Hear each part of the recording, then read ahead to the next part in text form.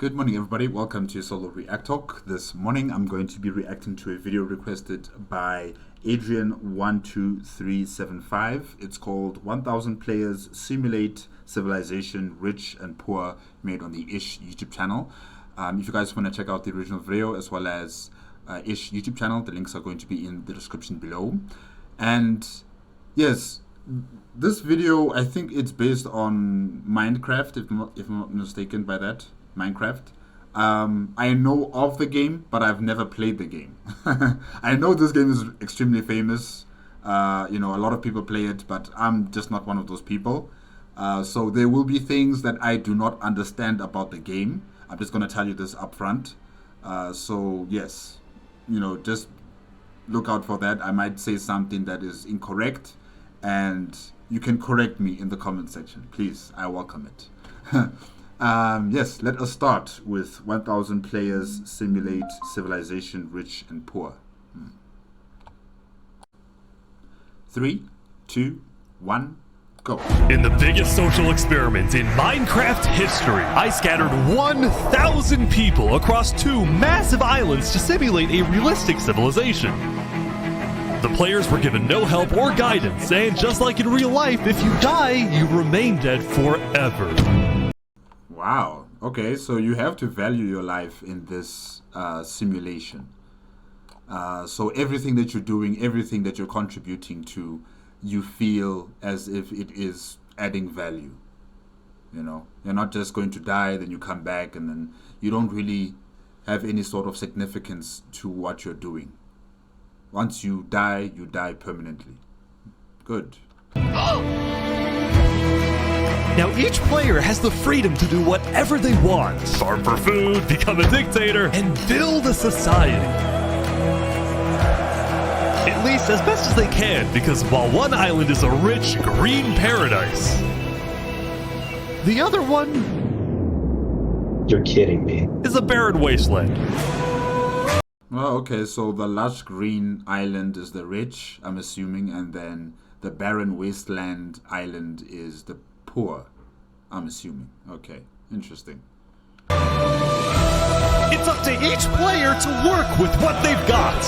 Will there be peace between the islands, or will there be war? What ended up happening is the single most amazing story arc I've ever seen. All I will say is pick a nation to root for and enjoy the video.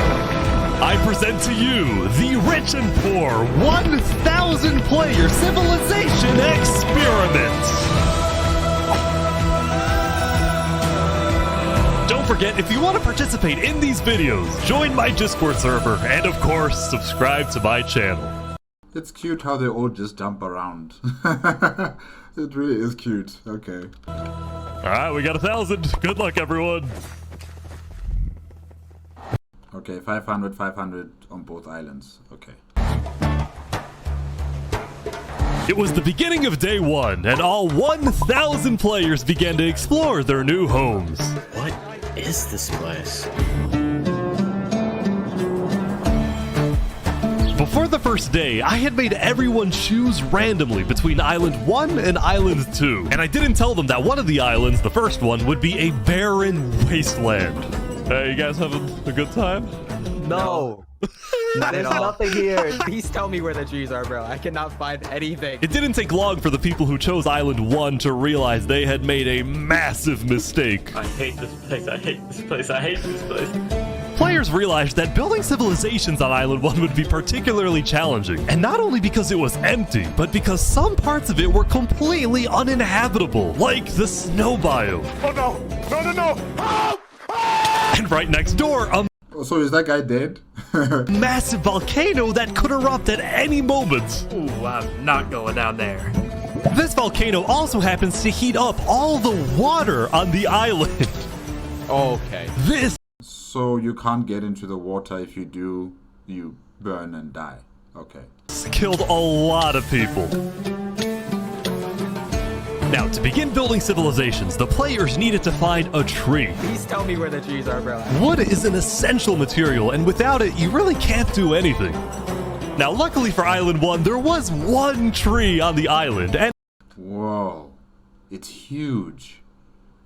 Wow, this kind of reminds me of the world tree in World of Warcraft. Yeah, it really does. Okay. It was pretty big too. But, of course, it was completely surrounded by boiling water. You've got to be kidding me. Meanwhile, So how will they get there? Are they just going to throw rocks in the water and try to make like a bridge of some sort? let's go over to Island 2.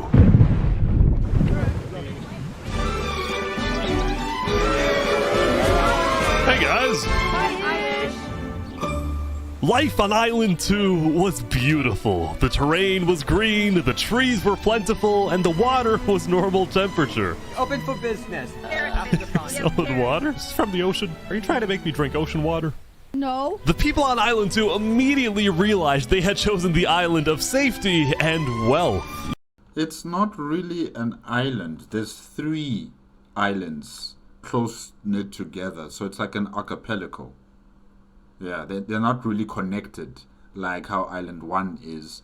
You know, the volcano, the ice terrain, the desert terrain, the, what is it, like rocky region or mountainous region terrain. They're all clumped up together, making an island. But in terms of Island 2, it's a combination of at least 3 islands that I could see. Yeah. You are literally a piece of gold. Yeah. The only real danger on Island 2 was the possibility of falling down from a tree as you're collecting wood. But some people found a way to even work around that. So you're planning to build a bakery. Yes, I am. And you're forcing your employees to go up and get oak? Oh, no. She forcing you to work up here. Hey, no, it's double carrots, triple carrots. I don't want say carrots. anything. I want fair working conditions. Also, because of the vast amounts of trees, people were very quickly able to craft tools that allowed them to mine underground. Hello, Saps, you doing okay? Wow, so they're going to get resources underground, create an economy on the surface, and that's also creating their civilizations. All right. While Island 1 is still going to try and, get a proper footing. Huh. Yeah, I mean, this island's great. So many diamonds already. Yeah, Wow. look at this. Yeah, I'm loaded. Overall, the people of Island 2 were thrilled with their new home, thrilled with their wealth, and they were very optimistic about their future. Yeah, I think the people of Island 2 are going to have it good for some time. I don't know what type of governance structure are they going to adhere to. But I think the people on Island 1 are really going to be far more tougher. They're going to be a far more cohesive society because of the struggles that they face. There's no time to go to war with each other. There's no time to be enemies with one another when you're living on a hostile island that is trying to kill you.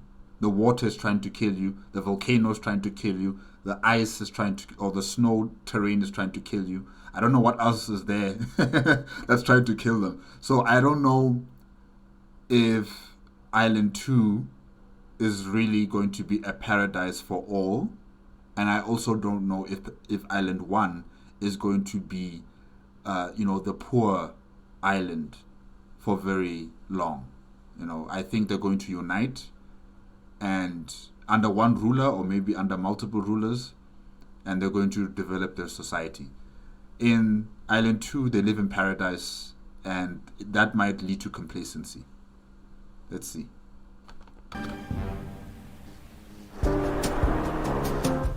By the end of the first day, players on Island 1 had finally reached the big tree. Good job. You realize how high up you are? Oh yeah, no, we're not scared. No? No pain, no gain. Island 1 No pain, no gain. was still pretty far from having fully fledged civilizations, but there were communities starting to form. For example, this player named Remy the Rat made a small restaurant to feed those who were starving. Remy the Rat, what do you... Remy the Rat. Okay, let me write down your name.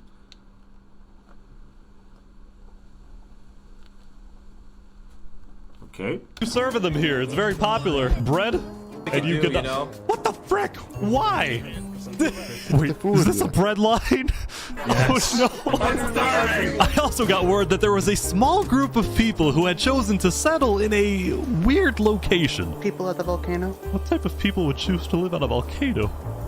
Hey guys. Hello! What the Hey, how's it going, Ish? Welcome to the Mafia. Okay, hello. Are you Mario? This was Lingolini, and he had recruited about 20 people to join. Let me write down his name.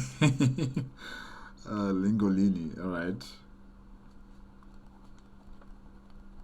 Lingolini. Join his Italian mafia. His goals were very simple: make friends and get rich. Hold on, Ish, can we tell you So, Island 1 is not a barren wasteland. There is actually resources to be found. You just need to know where to look. And it seems that oh my gosh, I can't pronounce his name now. But Lingolini knows where to find the resources. He knows where to go. Meaning that this island is rich with natural resources. You just need to know where to find them. Okay. Little secret, we found some netherite. Oh, really? Yeah, don't tell anyone though. We're trying to keep it between us. Netherite? What's that? Check back in with these guys later, but in the meantime, on Island 2, there were actual huge civilizations starting to form. I don't care about power. I don't care about government. I just want to make a nice place for my people to live. This Okay. What's her name? Call me Cass.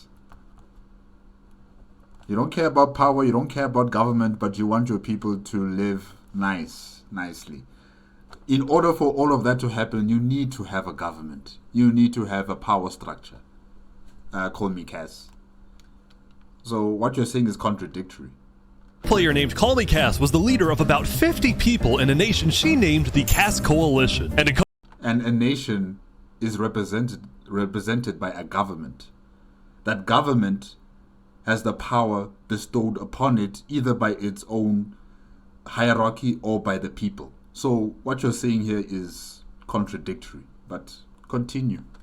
Coalition it was of very different types of people, including pirates, bankers, Canadian cartels, bakery owners, and their employees. I want fair working conditions. How much even being paid to work up here? Paid? People are getting paid? Now, later in the day, Island 2 would face its first conflict. What the heck? Hey, you guys can't be destroying the beach. Who are you? A group of about 20 people were extracting sand from the shore right next to the Cass Coalition. Wait, let me just write down Cass Coalition. That's the name of the nation. Okay.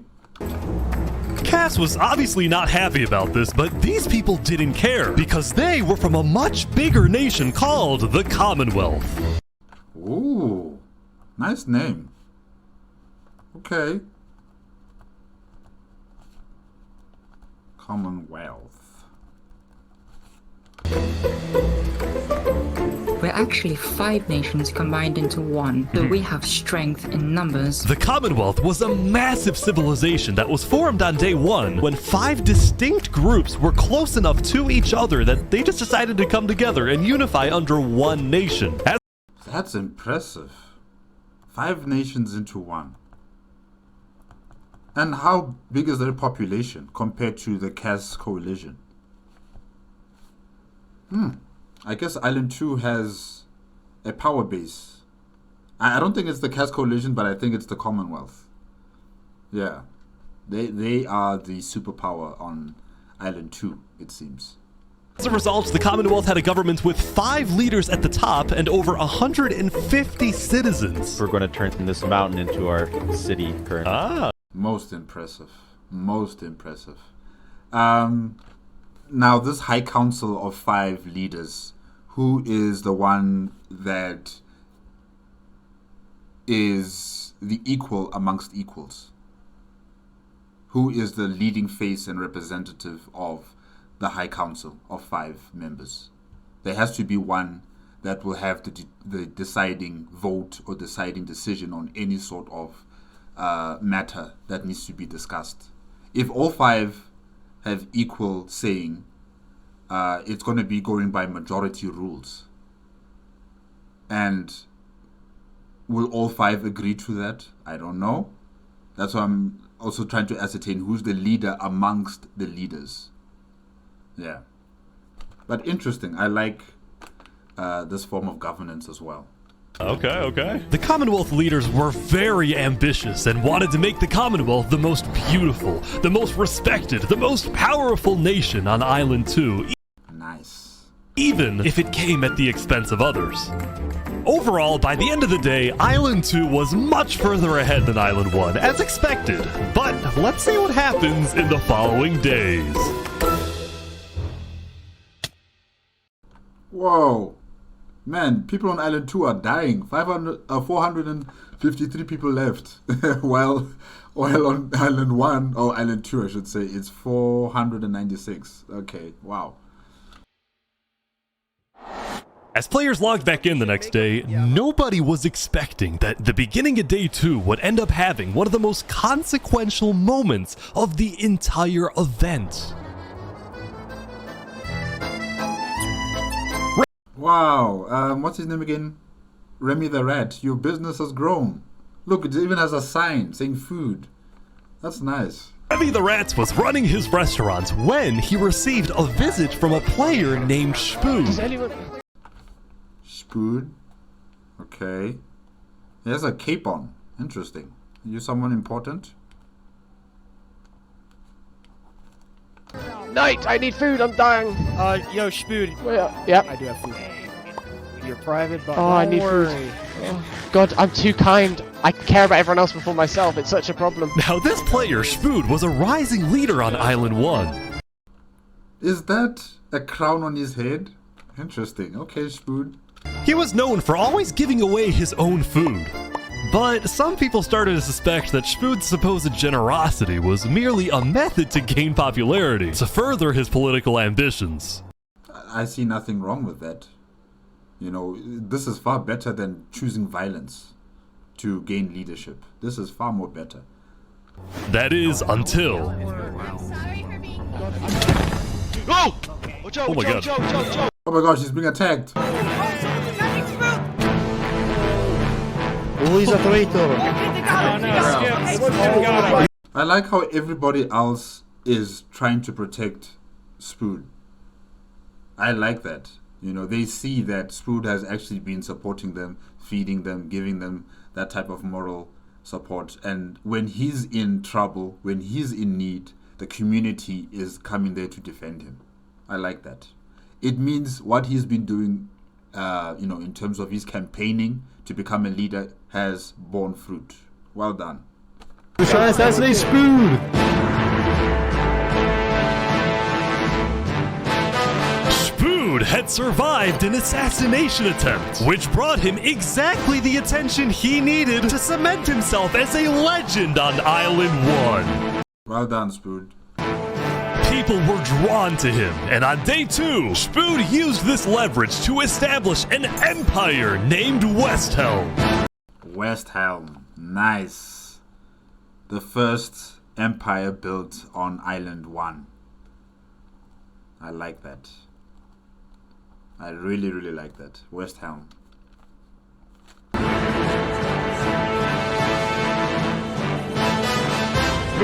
These people have made me emperor. This right here is going to be our capital. We're also building a massive coliseum. You mean where people fight to the death? Exactly! Even though the people of Westhelm were still struggling with food and resources, their motivation to succeed was unbelievably high. Earlier, somebody tried to take my life. Someone with this face. But now, he's dead! Hey! For the first time, it seemed like the people of Island 1 had hope. And this is what I like. I like his story of how he began from humble beginnings up until to becoming the leader of his own nation. You know, the people on Island 2, we never really got their backstory on how they became leaders. But on Island 1 with Spoon, we know how he became the leader. He was supporting the people, he was giving people food, and he was threatened. His life was threatened because of his activities. And the community came to support him. And it is the community that decided that they will choose him to become their leader. I don't hear anything like that coming from Island 2. It's, to me, it seems like those people just imposed themselves upon the people of Island 2. Yeah, I think even with the Commonwealth, the 5 leaders, how were those 5 leaders chosen? We don't know. The Ballad of Emperor Spoon. Nearly killed by some dude. Island 1 was finally starting to develop civilizations, but not all of them were as motivated as Westhelm. Right next door, for example, was a cult named Nevermore that... Nevermore? Interesting name. And they're a cult? Alright. literally just boxed themselves in and wanted nothing to do with the rest of the world. Quoth the raven, nevermore. And honestly, these guys weren't wrong to be pessimistic. See, some of the people who chose Island 1 had secretly been hoping that when they finally make it underground, they would find troves of iron and diamonds. But instead, they only found a giant layer of lava that stemmed from the volcano and covered the entire island. Yeah, it's tough living on Island 1. But where there is a will, there is a way. This lava layer ended up killing a lot of people. That said, a lot of people weren't necessarily angry at the poor conditions themselves, but more so about the inequality between Island 1 and Island 2. See, even though the two islands had a border separating them, preventing anyone from crossing for now, rumors were spreading about the wealth and the amazing environment of Island 2. Because of this, some people on Island 1 were starting to develop some feelings about the other island. Island 2 might be the better island, but we're the better people. Oh. In fact, artists on Island 1 were already making propaganda posters, some of which were rather concerning, including a few creations by our mafia leader, Link. Workers of Island 1 must unite. Unification today. I like that poster. Luigi. Yeah. Nice, nice. Island 1, nice. Okay. Oh, with the Titan. Attack on Titan. Oh, wow. And Island 1, Island 2, nice. Okay, it took 30 hours. For what? I don't know what that one is about, but okay. Don't hog the resources. Galini. I want you to join the Mafia Minutemen for your right to mine. Nice. Speaking of Lingolini, there was some drama on the volcano on day 2. I just survived an assassination attempt. Oh no. What? Whoa. Mamma mia, help me! I'm getting chased! Lego likes just attacked me out of nowhere and I had to run down the mountain. It was becoming Who? Lego likes. Okay. a pretty common occurrence on Island 1 for people to try to rob or murder as a means to get food or resources. But Lingolini was not going to let that slide. Well, what are you gonna do about that then? I put a hit out on him. Everybody in the Mafia knows that the Lego likes is an enemy of the Mafia. But then, during our interview... Oh wait, who's coming out over here? There's some people coming Oh, down. those are people from Infernus. They're our allies. Infernus? Oh, really?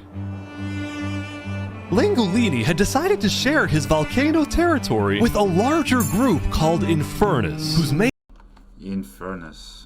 Nice names. You know, Nevermore, Westhelm, Infernus, and then of course you got Lingolini with his Mafia. Nice. Nice creative names here with Island 1. Infernus. main goal was to preserve and protect the sacred land of the volcano. I spoke with the leader, a player named Cynica. Okay. So are they protecting the surface or are they protecting also underground, the resources underground the volcano? I think they want to get a monopoly over the resources surrounding the mountain, along with Lingolini. named Seneca, who described herself as the Queen of Infernus. We are a nation of the flame. We have to treat the volcano with the respect it deserves, and we hope we can work with Lingolini to do just that. Seneca and Lingolini agreed to protect each other in case of an invasion, and Defensive pact. to use the volcano's height and flowing lava to their advantage.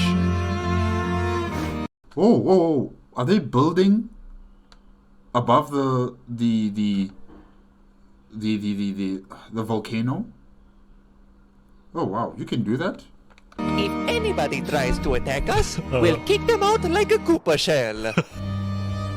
Now, speaking of invasions, on day 2, the Cass Coalition was approached by an army of boats. Oh, crap. Guys, I think we're under attack. Really? With so much space, you guys still want to fight each other? Okay. It looked like for some reason the Commonwealth was coming to attack. No, we can't fight this. We gotta run. Get everyone out. Get everyone out. But after a few moments of panic, it turned out to be just a group of immigrants who had gotten lost. Oh. We are not here to invade, I swear. Oh, We are not here to invade you, we promise. Why are y'all here? But I didn't do anything, I just followed them. You brought them all. You didn't do anything. Okay. Wait, so Ish is actually there and they can actually see him and he's talking to the people and what? He's impervious to the environment, essentially.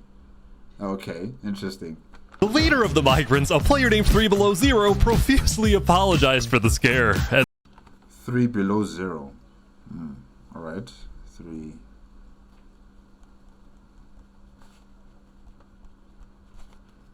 Then the migrants took off. What's going on, Cass? I know they didn't mean to do that. I'm telling my people not to worry. Glad to hear. Now on day 2, players had finally realized that Island 2 was not technically an island at all, but an archipelago, or Yes. chain of islands. The northern island was an optimal place to settle, with open fields, trees, and wildlife. So naturally it had the biggest civilizations, including the Commonwealth, the Cass Coalition, and a huge kingdom named Tricolor. Whoa, another one. Man, that's what now, 3? Nice, tricolor. Ruled by a monarch named Jophiel. Jophiel.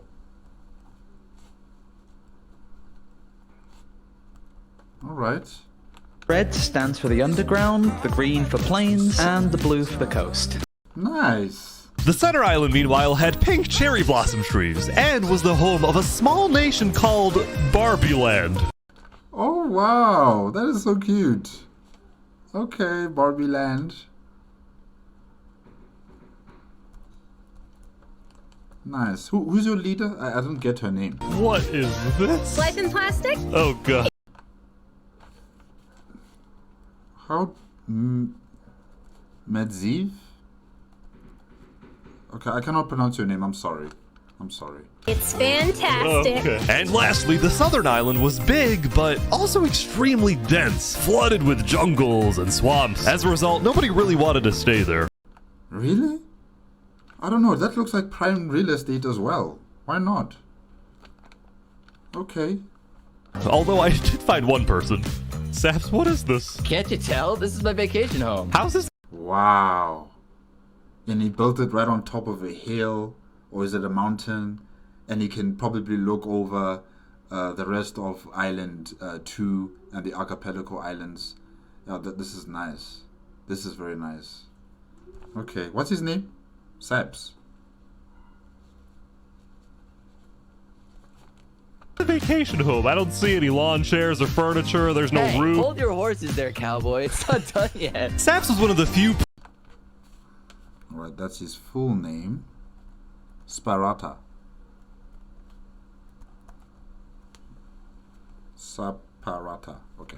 Players who chose not to join any civilizations because he didn't want to get dragged into politics and drama. Still, he made lots of friends across Island 2, his best friend Flux actually being the second in command. Flux. Fluxion. Okay. And of the migrant group. Speaking of, 3 Below Zero and the migrants had finally reached their destination all the way up north. Now, other than accidentally invading the Cass Coalition, these guys seemed pretty insignificant. Wait, up north? Isn't that the region of the Commonwealth? Or maybe the island is big enough for both of these empires to exist in that region. Yeah. Okay. But little did people know, this new civilization was about to change the entire world.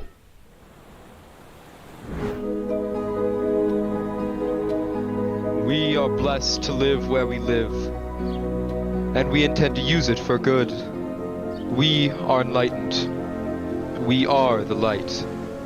We are Luminara. Ooh, nice name. All right, Luminara. The migrants had decided to call their civilization Luminara. They saw themselves as the light of Island 2, the innovators, the inventors. See, the reason 3 Below Zero had chosen this specific location to settle, well, it wasn't by accident. After the first day, 3 Below Zero had used content and propaganda released by the people of Island 1 to estimate the location of the other island. He then used a coordinate system to calculate the northernmost point of Island 2. His goal was to settle as closely as possible to the other island so that when the day comes, when the borders drop, Luminara can build a massive bridge connecting the two islands, giving free passage as a sign of good faith to perhaps bring about world peace. Well done, well done. The leader's 3 Below Zero, right? Yes, well done. Well done. I like that idea. I like that idea. I like it. Well done. But it wouldn't be that simple. The second in command of Luminara, Flux, as well as a few concerned citizens, did not want that bridge to be built. They had seen the Island 1 propaganda. They knew that people on Island 1 were angry. Well, okay. There is a chance that they might be angry with you guys because you guys have a far better island. That might be possible, but you know, you can negotiate. Once that border collapses, you can negotiate with Island 1. You can, have trade deals with Island 1. You can create friendships with Island 1. And there are multiple nations on Island 1. They're not all, in a unitary type of state. There's no one superpower on Island 1. So you'll be able to talk to multiple nations and have negotiations, have trade deals, and have a communication line. And thus it will create peace. You don't have to resort to conflict just because you get information that, Island 1 hate Island 2. I understand the fear. Okay, you can have a military, an army to protect Luminara and the rest of Island 2. But, also lend out a hand in friendship. You can have one hand with a sword and then the other hand is a hand of friendship. Yeah. Their fear was that Island 1 would just use that bridge as an opportunity to invade Luminara and perhaps invade the rest of Island 2, leading to a world war. That bridge is a bad idea. Moving up north was a bad idea. Island 1 is going to invade us, and Luminara is going to be their first target. What about the goal of world peace? I respect our leader's goal, but he's dead wrong. No, Fluxion, I think you are dead wrong. You are paranoid. 3 Below Zero is thinking in a logical mindset. We shouldn't be trying to befriend our enemies. The way we're going to achieve world peace is by uniting Island 2 against Island 1. That's not world peace. That's just another frontier for war. And how are they your enemies? You don't even talk to each other. You don't even know what they look like. You don't even know the empires that exist on Island 1. You're going on assumptions and pamphlets and propaganda that could just come from one person and not from the entire population of Island 1. Don't go on assumptions. That's dangerous. What if 3 Below Zero says no? What if they finish the bridge? Well, then at least they'll know I tried to warn them when Island 1 comes and kills us all.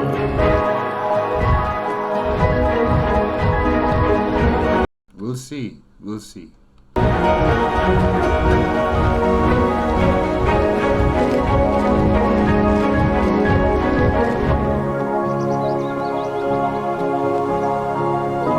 As Day 2 came to an end, tensions were rising, both within nations and between islands, leaving people worried about what's going to happen next. Wow. Man, Island 1. They're losing a lot of people.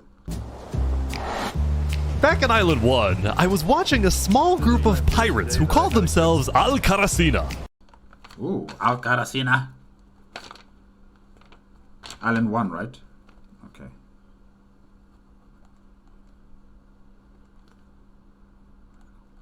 Karasina. Karasina, my friend. We're the baddest pirates around. Now, if you look closely, there was a person of interest hanging around with the pirates. Lego likes just to pick me up Hey, Lego Lights. Yeah, Legolini has a hit on you. out of nowhere and I had to run down the mountain. Well, what are you gonna do about that then? I put the hit out on him. So to be clear, Lego Likes had a bounty on his head, and he was hanging around pirates. You could probably guess how this ends. Yo, Lego Zanga's here. So is this is everything you guys got, huh? Not much. Ooh. Whack him. They're boiling him! Oh no! Oh my gosh! Job well done, boys. The Al-Karasina pirates had killed Lego Likes, but there was a small problem. Did you hear about the news? Yeah, I saw it, but we don't know who claimed the bounty. It didn't say it in the chat. Because Lego Likes had technically died to boiling water instead of a player, Lingolini didn't know who actually killed him. But fortunately for the pirates, when a player dies, the dead player drops their own head, which the pirates believed would be the proof they needed to collect their bounty later today. So you're expecting a payment later? Yes. We expect. All right. Well, I'll go. Masala. Oh gosh. I'll go. You guys let me talk. By day 3, players had basically mapped out all of Island 1 and were finally starting to adapt to the environment. Day 1 was horrific. We literally had bread lines. Day 2, we're building a coliseum, a citadel. I am literally immortal. Hopefully that isn't foreshadowing. Emperor Spoon. I like the Emperor. I really like Emperor Smood. He's good. He's nice. Was still the most powerful man on Island 1, and on day 3, he was invited to a big international meeting hosted by a charity group called the Blue Cross. Ooh, okay. Blue Cross. Nice. We invited you here mainly to discuss plans in case the volcano erupts. What are your individual plans? A large bunker underground. Just not using flammable materials. We don't have any real plan, you know. What? You don't have plans? If that volcano erupts, you deserve to die. Emperor Spoon had come in with good intentions, but it was there that he learned that he hates meetings. Ah, I'm gonna go there. Wow. Okay, Emperor. When Emperor Spoon left, the other leaders were unsettled. Was this guy really the figurehead of Island 1? Okay, we need a better representative. Then, basically right on cue. Elysium diplomats, follow me. Bodyguards. Sorry guys, sorry, I'm late. Island 1, sorry, yes.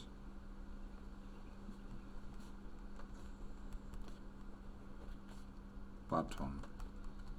What did you call it? Elysium. Okay.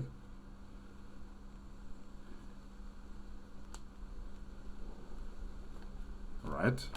This is Benji, and he's the leader of Island 1's second biggest civilization, called Elysium.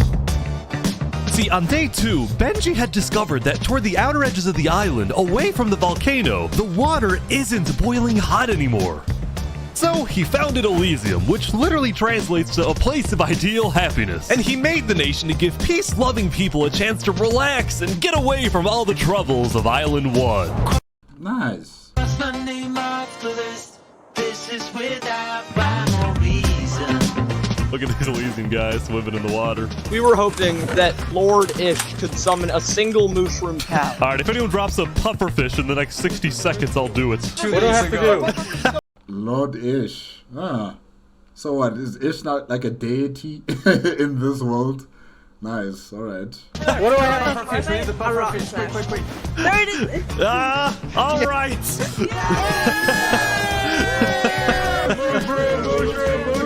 We can kill it for leather! Oh, the poor cow. Now, back at the Blue Cross, Benji and the other leaders discussed the possibility of creating a full Island 1 alliance. All the leaders at the meeting, including Westhelm's representatives, believed that given the harsh conditions of Island 1, an island-wide alliance could be a game changer.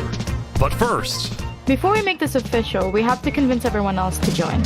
See, there were a few civilizations not present at the meeting, and to complete the full Island 1 alliance, the Blue Cross would have to go out and get them all on board. First was the Alcaracina Pirates, who coincidentally happened to pass by the meeting as it was happening. Hey. Alcaracina. Hey guys! Hello! They were on their way to collect their bounty from the second nation not yet in the alliance, the Linguini Mafia. Oh yes, they're waiting. Hello, I'm looking for Mario. Hello, it's me. Lingolini. Ooh, mamma mia! It looks like a small brain. It sure looks like a Lego lights. Meanwhile, the Nevermore cult would probably be a little bit more difficult to convince, but the Blue Cross said they'd try anyway. Now, as for the fourth and final nation... Whoa. Whoa, this is cool. My gosh, look at those statues there. It looks like they have fire in their eyes. Oh my gosh, this is amazing. Well, it was a bit of a mysterious group. Their civilization was down south, and they were very isolated and secretive. I mean, look how they've built their civilization into the rock. And, you know, they're surrounded, to the north by mountains. And then to the east, it's got these, like, I don't know what to call it, but, you know, like the landscape is very jagged, very difficult to traverse. And then on the south, of course, it's the water that could kill you. Wow. They were also rumored to have an extremely strict government, but also a large amount of very skilled fighters. As a result, people were kind of scared to approach them, but they knew they had to eventually to complete the Blue Cross Alliance. They knew that if this alliance works out, it wouldn't matter that they all lived on the poor island. All of a sudden, out of nowhere, the most powerful force in the world would become Island 1. At first, Island 1 was supposed to lose, but now they were on the verge of turning their lives around completely.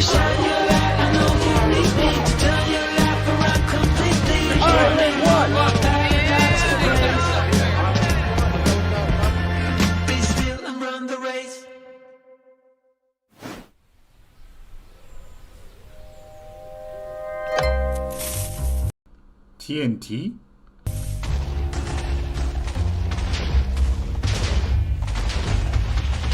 As you can see, there was a bit of commotion at the Commonwealth. Now, why did you do that? They had just exploded their own land because of a miscommunication. What happened was one of the 5 leaders, Coraline, got the idea that the Commonwealth was planning to move east. So she started telling everyone to move. Thus, believing that they wouldn't need their old land anymore, one of the citizens just decided to blow it up. I thought we were moving. What? We're not moving. I'm surrounded by idiots. Overall, the Commonwealth was having trouble getting anything done because the 5 leaders were constantly fighting over power. See, there were 5 leaders, each with 1 vote. But because they were originally 5 separate nations, each with a differing amount of citizens, should the smallest faction's vote have the same weight as the biggest faction's vote? No, the votes should have been all equal in power and, you know, with representation. They should all be equal. And then it should be on a majority-based decision. Oh well. It is ridiculous that Armin's vote is worth the same as mine. I mean, I need about 50 people, and he has barely 5. It doesn't matter. It shouldn't matter. You are all united in a commonwealth. and everybody's vote should be equal. Oh well. Because of all the fighting and disarray, Commonwealth citizens started moving to other nations like the Cass Coalition. Wow. Cass's style of governing, letting people do whatever they want, was making her very popular with her people. I've been with Cass since pretty much the beginning, and she's established a democracy, a true one. A democracy.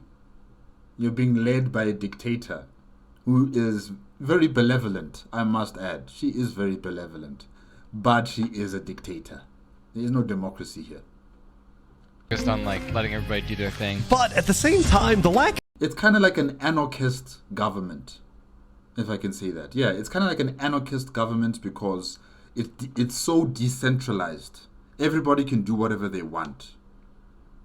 And yes, Cass might be the figurehead of the government, but she doesn't really have any authority on her people. Her people can do whatever they want, whenever they want, however they want. It's a very dicey form of governance, but let's see if she can control this unruly mob. If any regulations had some unintended consequences, like players making strange and ugly buildings. So to solve this, Cass hired a building inspector. I have placed a lot of foundation for a glorious city, basically made out of stone. That way no one can burn us down. However, the building inspector did get a little power hungry. To be demolished, pro Cass Council. What's going on here? He said he's gonna demolish my house because it's not up to building code. Hours because it's not up to code. So then, citizens took matters into their own hands.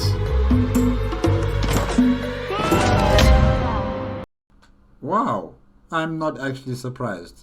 I'm not actually surprised because, you know, Cass said it herself that there is no government here. There is no order here. You do whatever you want. And now that Cass is trying to impose a standard or a way or a rule for her people to live by, of course they're going to go against it. Because you told them that this place has no laws, has no rules. You just do as you please. You do as you want. And I will be okay with that. So yeah, it's not really a surprise that the people will take matters into their own hands. What? Anyway, on day 3, the biggest nations on Island 2 were still the Commonwealth, the Cass Coalition, and Tricolor. Tricolor was a medieval civilization separated into 3 regions, one of them being an underground city. Oh my gosh. Nice. This is big. Yeah. People didn't really know that much about Jofiel and Tricolor because they tended to be more private. Jofiel was more interested in building up Tricolor rather than doing outside diplomacy. But people would still come to Jofiel with all the political news of Island 2. I am so tired of the politics already. Yeah. What's up? People are concerned with Epirion trying to colonize them. Oh my god. Epirion. Is that another nation? Now, this particular rumor about a group named Epirion colonizing people... Hold on.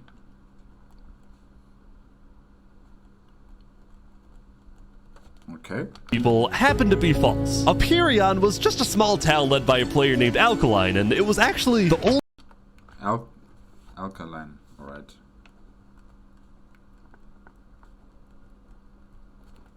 only nation other than Luminara that directly bordered the ocean next to Island 1. That said, the rumor that Island 1 was uniting was true, which got some people worried, especially the 2 border states. So Jofiel invited over all the major leaders and diplomats of Island 2 for an emergency meeting. The only leader who declined was 3 Below Zero because he was busy building the Luminara Bridge. So he sent... No, 3 Below Zero. When all heads of state are gathering for a meeting, you must be there too. And allow Flexion to take over the construction of the bridge. What are you doing? You're a head of state. In his place, his second in command, Flux. Flux, what's your plan here? And you know how Flux feels about this bridge. You know how Flux feels about Island 1. Why would you take someone who you know is against your vision of uniting Island 1 and Island 2 to a meeting that is going to discuss the future of Island 2 and how are they going to respond against Island 1's developments? Why would you send someone who is against your ideal? I don't care what 3 Below Zero says, we need to make sure everyone unites against Island 1. You see? Good luck, sir. And because this meeting was the most important event yet on Island 2, Jovial invited a neutral mediator, someone who could lead the meeting in a fair manner and wasn't a part of any nation. Saps, where are you going? Apparently they're making me lead the meeting with all the Island 2 leaders. You sound very excited about it. Oh no, I'm not excited, I'm terrified. I'm accidentally gonna cause a war. You won't. You'll do fine, I think.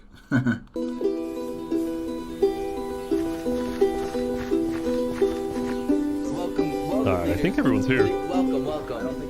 Well, we at the great and mighty Commonwealth are looking forward to a productive conversation. Thanks, it's great.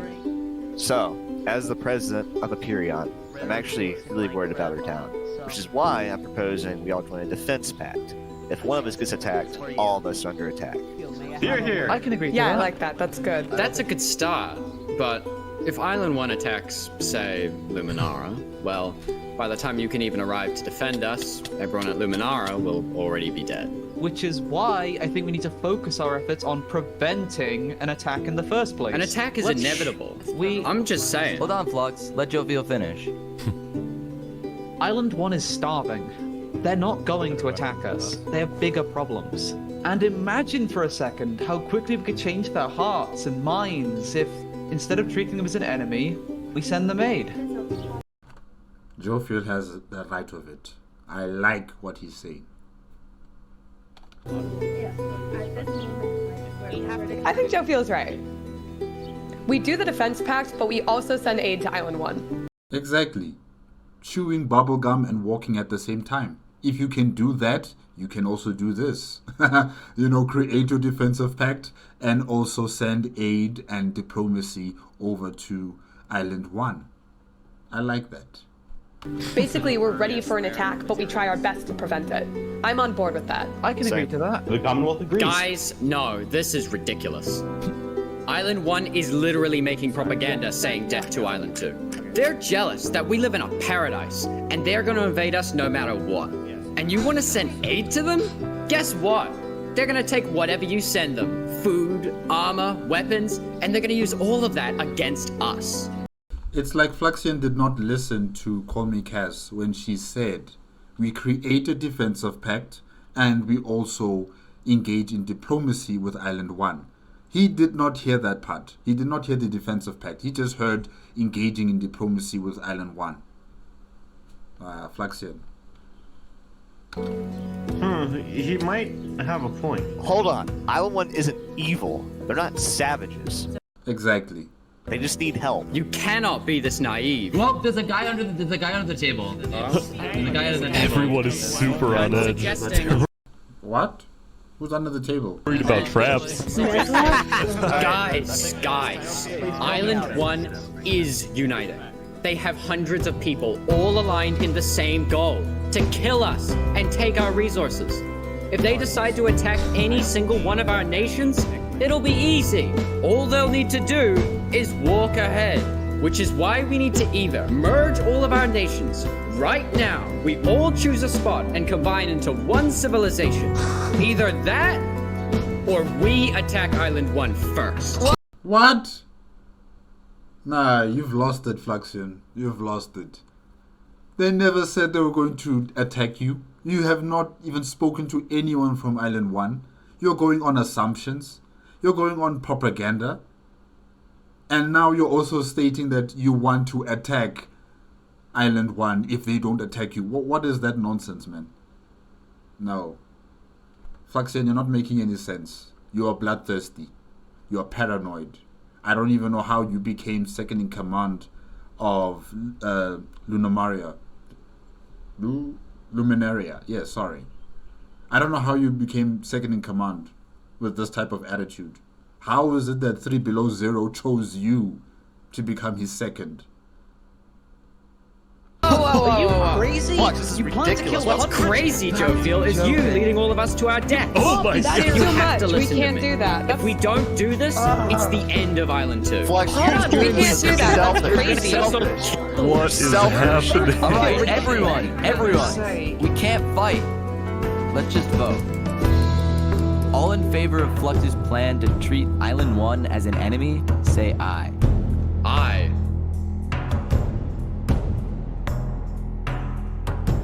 Exactly. All in favor of sending aid to Island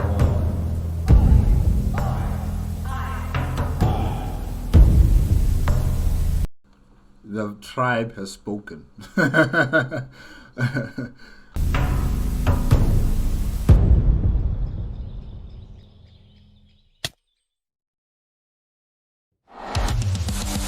Meanwhile, at West Helm, I ran into something interesting. Our next song is called Island 1. Oh my god! So you remember this guy? The Ballad of Emperor Spoon. Well, oh yeah. He had joined a band that produced actual songs and then performed them all across Island 1. Nice.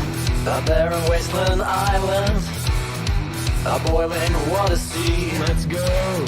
And no resources to speak of, except a water tree. Let's go! Everyone loved the Island 1 band, including Emperor Spoon, who found that the music bolstered the morale of his citizens. He believed that a happy citizen is a productive citizen. Which is true. West Helm took us in and gave us a little home. Even though Emperor Spoon was a chaotic figure, West Helm itself was the opposite. It had an army, a storage system, and a hierarchy. Wow. From Emperor all the way down to citizen or plebeian. That is so cool. No. The Emperor is amazing. The Emperor has amazing organizational skills. And he knows his people. His people love him. He's the perfect leader. And of course, there was the Colosseum, which when finished, will play a major role in West Helm's justice system. Wow. Alright, you don't go to court, you go to the Colosseum. That's interesting. So you want, they fight to the death or until they submit? Okay. That said, Emperor Spood was not happy when he heard that yesterday, Benji and the other leaders had been talking poorly about him. Okay, we need a better representative. Our final goal is to put Benji Button in here. No, that is a joke. That is a joke. You don't want Benji to die, do you? Well, I mean... Benji and the other leaders were concerned that Emperor Spood is unstable and may one day try to take over the entire island. And they're I mean, it's possible, but I don't think he has that ambition. Nah, he just wants to build his Colosseum, his citadel, and just rule his people. I think he's fine with that. He doesn't seem like the type who would want to, commence conquest on Island 1. No. Concerns only grew when Spood was caught listening to Napoleon on Spotify. But they also knew that if Island 2 were to ever attack, they needed Spood on their side, so they didn't know what to do. Island 1, well, here we are. I just want to say, thank you, Spoon. Yeah! Wow. Your support. You're welcome. I'm the best. Glory to West Helm. Wait, let me get his name.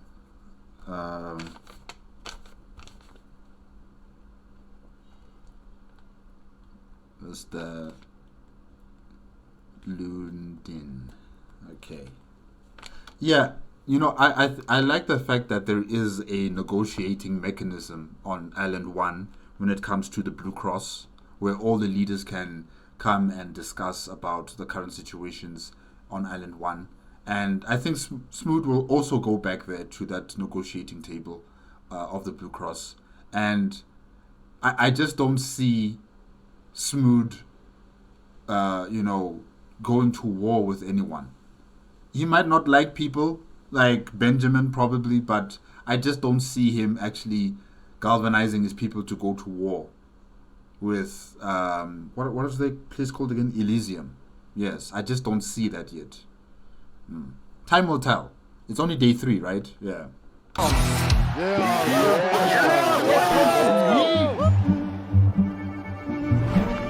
That's Ish. He's floating. Meanwhile, Seneca, the Queen of Infernus, had decided to begin building a massive castle for her people. This is impressive. This is something I didn't expect to see in Minecraft. Really, this is amazing. She must be having the most unique building out of the 2 islands. Definitely. On top of a volcano like this. Beautiful home base that would hover directly over the volcano.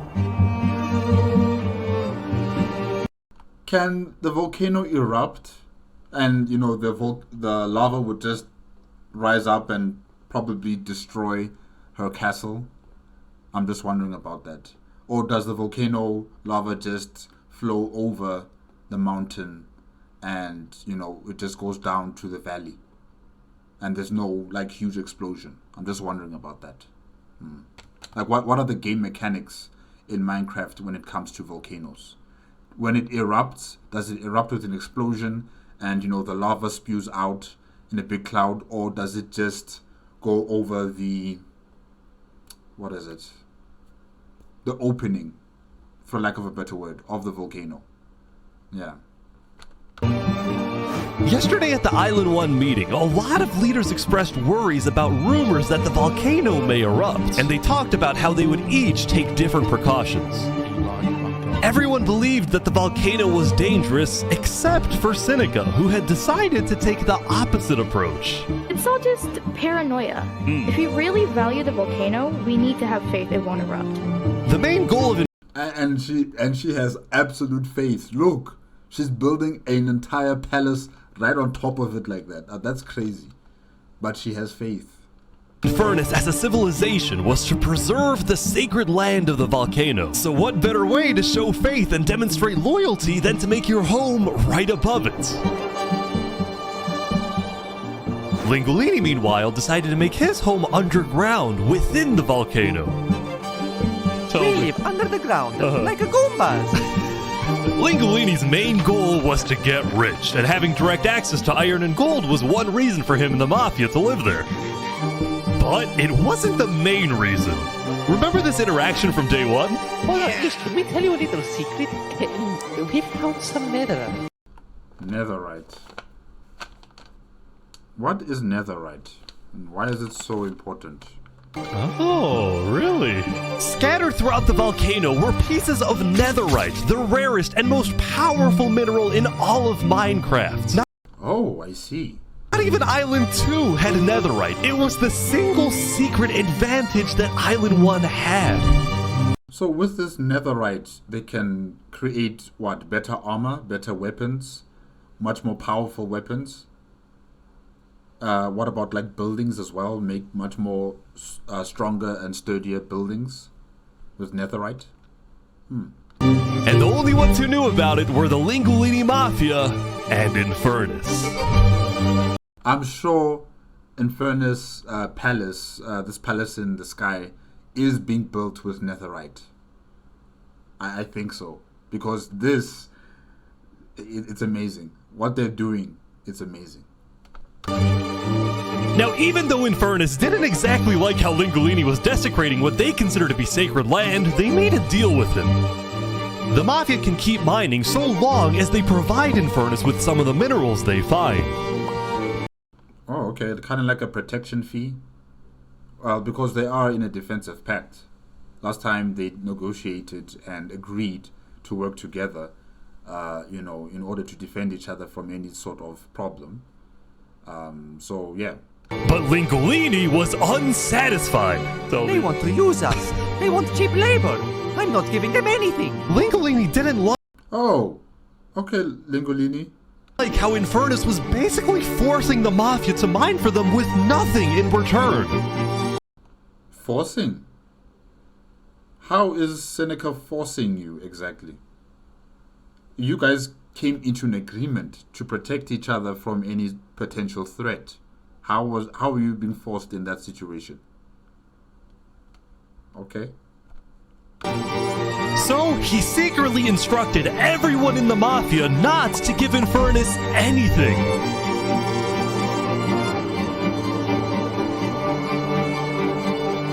Lingolini's hope was that Infernus never asked for those minerals and forgets about the deal entirely. Otherwise, he would be in a lot of trouble. Hey, he's playing with fire, clearly. That said, despite this conflict, the rest of the Island 1 unification effort was going very well. Earlier today, Lingolini had decided to join the Blue Cross Alliance. Wow, the building has really developed. Look at it, it's got a watchtower too. Very nice. Thank you all so much for having me. The Alcaracina pirates were also eager to join, and surprisingly, so was Nevermore. There was only one holdout. Cool. This mysterious civilization was called the Covenant, and The Covenant. Nice.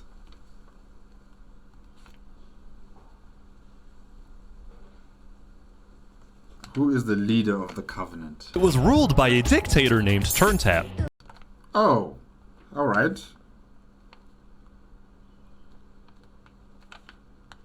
Turntap. How are you elected exactly? By a vote of the people or the vote of yourself? Elected? Turntap wasn't sure about joining the Island 1 Alliance because the people of the Covenant were generally skeptical of outsiders. They only took pride in their own nation, especially in their army, which was composed of really good PvPers who weren't above using torture to get their way. Are they drowning this guy? Wow, this is a very scary civilization. Yeah, they've got some strong fighters, but they also engage in very questionable actions against their own people and probably other people from other nations on Island 1. He's gonna die.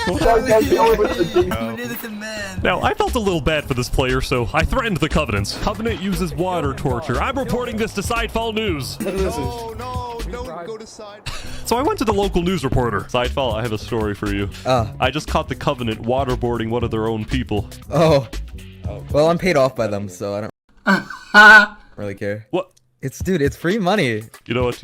It's called a business for a reason. It's not for profit, okay? Sidefall ran a news business with questionable ethics. He was also known for making up fake stories, writing things like, "The lava is rising," just to sell more papers. That said, he's probably the one who's also been spearheading the propaganda that Island 1 is going to go to war with Island 2.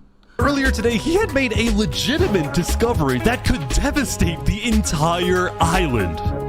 Island 1 had a lot of known dangers, from the lava layer to the boiling water to the powdered snow. But there was one last danger that nobody knew about until now. What's that?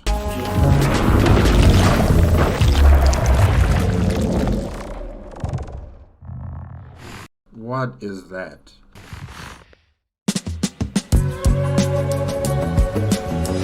Meanwhile, the people of Island 2 had spent the day building their civilizations and having a good time. Yesterday, their leaders had voted that whenever the border drops, Island 2 would send aid to Island 1, hoping this gesture would lead to peace. But not everyone agreed with this approach. The end of Island 2. When Flux returned home to Luminara, 3 Below Zero was furious at Flux for causing chaos at the meeting and for going against Luminara's values. But it's also your fault, 3 Below Zero. You should have went there yourself and not sent your second. 3 Below Zero, as the leader of Luminara, was actually heavily in favor of sending aid to Island 1. The whole point of the Luminara Bridge was to make peace with Island 1, not to start a war. As a result, 3 Below Zero demoted Flux from his position as second in command. Wow, that was unexpected, but very good decision. I spoke with Legacy, a citizen of Luminara. Yeah, Flux has been gone all day. People here don't really like him anymore. Flux and his crew had spent the day building a secret bunker under the ocean, a place for them to hide if Island 1 attacks. And then Flux spent the rest of the day helping his best friend, Saps, finish building his home. Despite all the chaos, Saps still reached out to me after I was demoted. Mr. Oh, so Fluxion and Saps are friends. Okay. Mediator, what a good friend. Flux over here can be a little unpredictable, but he's my friend, and I know he genuinely wants the best for us. Even though Flux was much more ambitious than Saps, these two had become very good friends. So many diamonds already. Yeah, Wow. look at this. Yeah. Oh, he's been there since day 1. Oh, wow. But just as day 4 was about to come to a peaceful end, something happened that would change the course of Island 2 forever.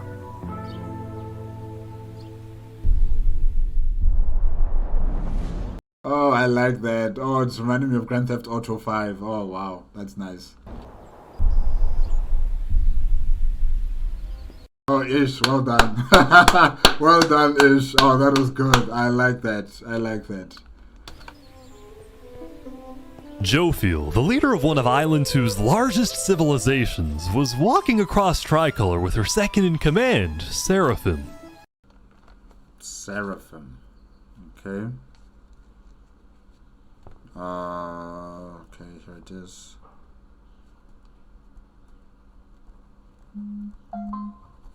Okay.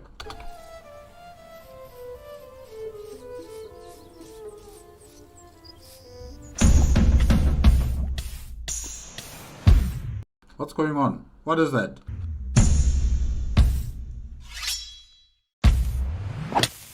Seraphim! What are you doing? Oh my gosh, he assassinated his own king. Wait, where did the lava come from? Are you just able to conjure up lava and then trap your opponent and then kill them? Oh wow. What? No way. This will cause shockwaves through Island 2. One of the big 3 nations have lost their monarch through an assassination at the hands of what's his name again? Jofiel's closest confidant. This will cause shockwaves. The second-in-command of Tricolor had just killed their own leader. And immediately, all of Island 2 went on lockdown. What? Wait, what? What? Everyone was confused about what caused this to happen. They killed Jofiel. Why? After Seraphim fled, Tricolor was in complete disarray. That's our leader. Who's Seraphim? Does he have a successor? I don't think he does, but oh my gosh. Wow. Back at Saps' place, Flux told Saps it might be a good idea for him to call an emergency meeting with all the leaders. So, for the sake of the island, Saps agreed to host a meeting tomorrow. But for now, he and many others headed to Tricolor to help them restore order.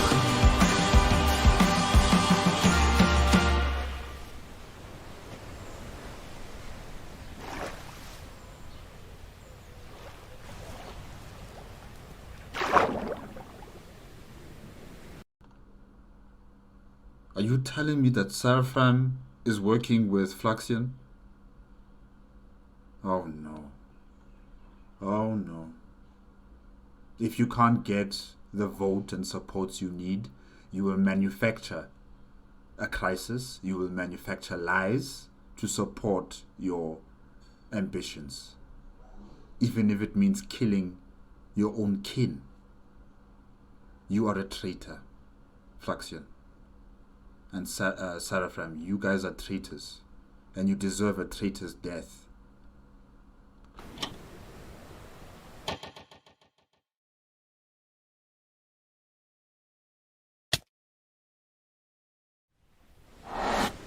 Now, Island 2 wasn't the only place that would face tragedy. Oh, what? The leader of the Alcaracina pirates, Noble Bucket, died very suddenly. Whoa. Oh, in fact, I should just cancel out their names here as well. That they're dead. Alcaracita. Okay. Alright, they sent me the footage of what happened. Oh no. He doesn't know the lava layer's there. Oh! No. I think I'm dead. Well, at least he died from natural causes. I think I'm dead. I think I'm... Oh my god. With world leaders dying left and right, the media had plenty to report on. The most trusted news company was from Elysium, called Daybreak Media. We're number one because we actually report the truth, unlike that bozo sidefall. And later into day 5, the news would get even crazier. Man, Elysium looks amazing. It really looks nice. For purposes of unity, the Covenant had finally decided to join the Blue Cross Alliance, thus successfully uniting the entirety of Island 1. Congratulations, guys. Congratulations. But right away, the strength of this alliance would be tested.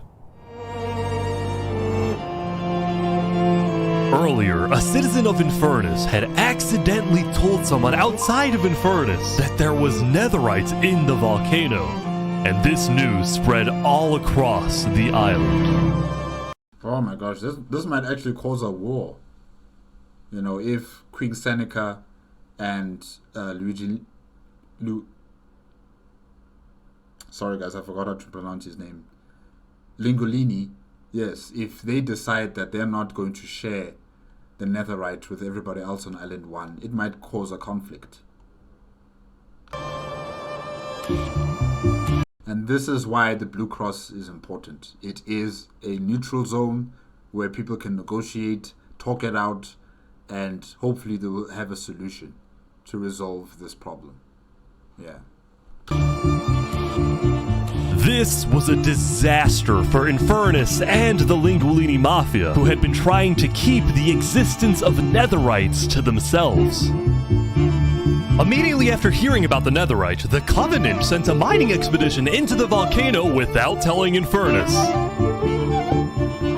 And lo and behold, they confirmed there was netherite.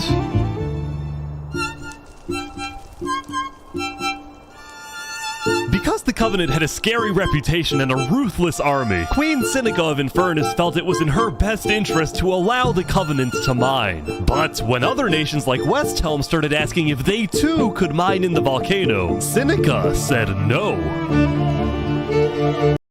You can't do that. You can't do that. That's not fair. That's not right. You know, at least, why not make it a deal where what is it called again? Infernus and Lingolini are the ones who mine the resources, and they are able to distribute the resources to everybody else, so that you have control over the mines, you have control over the territory, you decide how much is going to be sent over to the different nations, and they have to also trade with you with whatever they have and whatever you need. But to choose one nation and then block all the others, you're just going to cause problems for yourself. People are saying we're being selfish. They're the ones being selfish, trying to take our resources. I don't think you're being selfish. I just think you're calculating which is the bigger threat. And the biggest threat to you is the Covenant, and it's not Empress Mood. And you know, you are taking your chances. And yeah, let's see if it works. Listen, Island 2 is rich. We are not. Now with netherite, we actually have a chance of evening the playing field, but the volcano people are hogging it. Before any fighting could break out, the Blue Cross quickly reached out to all the leaders and told them to put this issue on hold. We're invited. I love this. I love the politics in Island 1. I love it. Island 2 is just... It's filled with people who are just unscrupulous, and it's just very dirty politics. You know, compared to Island 1, I'm so thoroughly entertained with their version of politics. Island 2 is just too murky. Yeah. Bring everyone here tomorrow, so we can all talk this through peacefully. We're Island 1. We cannot afford to have a war over some mineral. Exactly. Wait, what's her name? Taxi Zeb of the Blue Cross. Okay.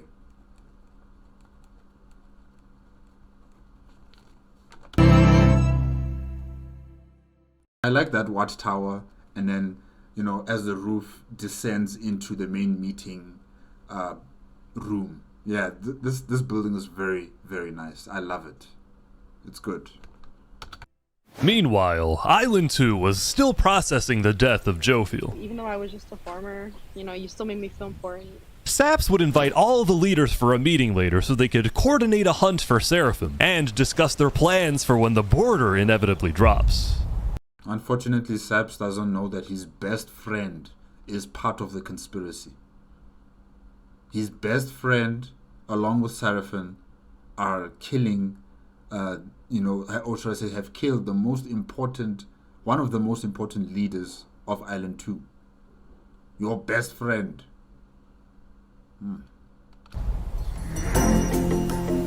Now, after Jophiel's death, Tricolor had lost a lot of its power, which left the island with really one dominant nation, the Commonwealth.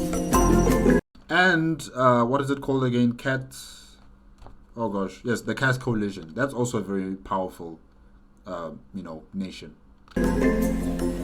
But remember from day 3 how the 5 Commonwealth leaders were in constant fights with each other? It is ridiculous that Ahmed's vote is worth the same as mine. Well, this all came to a head on day 5 when one of the leaders was caught plotting to take control of the entire Commonwealth. So, another Commonwealth leader then paid an assassin to, well...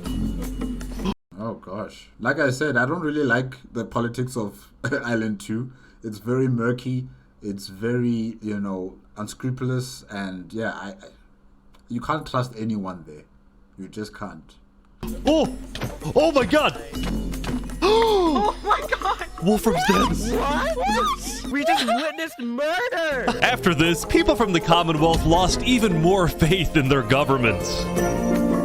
This Commonwealth citizen went to the Cass Coalition to complain to Cass directly. I got information that there might be netherite on the other island. My leadership said, quote, netherite is useless. Netherite is, of course, not useless. I think that's a foolish statement. As the Commonwealth erupted, the Cass Coalition thrived. But they did have their own problems. Is this your employee? Yes, yes, he is. That implies I get paid. Is he not? Means that there's modern day slavery in the Cass Coalition. Remember that there is no government. There is no sense of order. You can do whatever you want. So basically people will become slaves. People will, do whatever they want in terms of the buildings that they build on the land and how much land they're able to appropriate. And, you know, Cass is just going to allow it because, you know, she's not a fan of governance. She's not a fan of authority. Getting paid. Skip out on work. You hear this woman? Earlier, What Daddy had ditched work to attend a party in Barbie Land. So as punishment, his employers forced him to risk his life and chop down one of the tallest trees in the Cass Coalition. He's asking for help. You have to yell louder. I can't hear you. You're so far up. You have to get closer to the ground. Oh!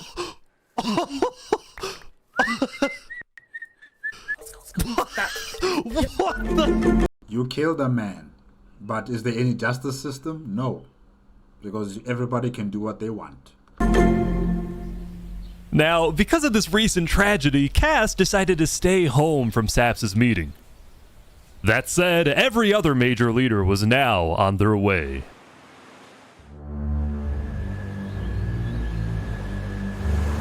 As the leaders and representatives arrived, there was one person who would be notably absent. Man, I like Saps' home base. I mean, look at it. It's got like a, what is it, a Greek or Roman-styled, building on top. It looks like the Acropolis. You know, yeah, this is nice. Banned from attending the meeting. Before the meeting started, Flux called me to his underground bunker because he had something, quote, important to tell me. Flux, what are you gonna do? Well, first, let me just explain. I'm not allowed to attend this meeting because the leaders of this island are utterly incompetent. They can see that Island 1 is gearing up to invade us. Oh, please. And their response is, let's give Island 1 more gear. It's completely brainless, and it's going to result in all of our people dying. They don't have to kill you. You will kill yourselves with your foolishness, Fluxion. So, you got a plan? I had a plan, but nobody listened. They all voted against it. Look, we can still save this island, but the current leadership has to go. Why am I not surprised? What do you mean, has to go? Has to go. Removed. And I'm done waiting. It's gonna happen today.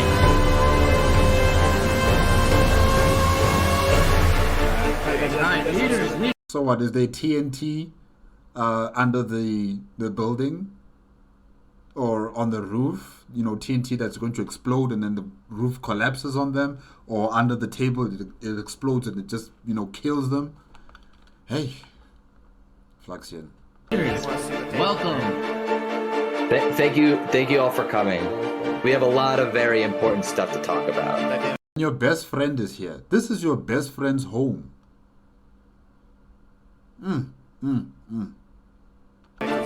You know, during the first meeting, there was one person there who actually understood what I was saying. Seraphim reached out to me, asked me if they could help in any way. I told Seraphim to kill Jofield. And today, we will finish the job!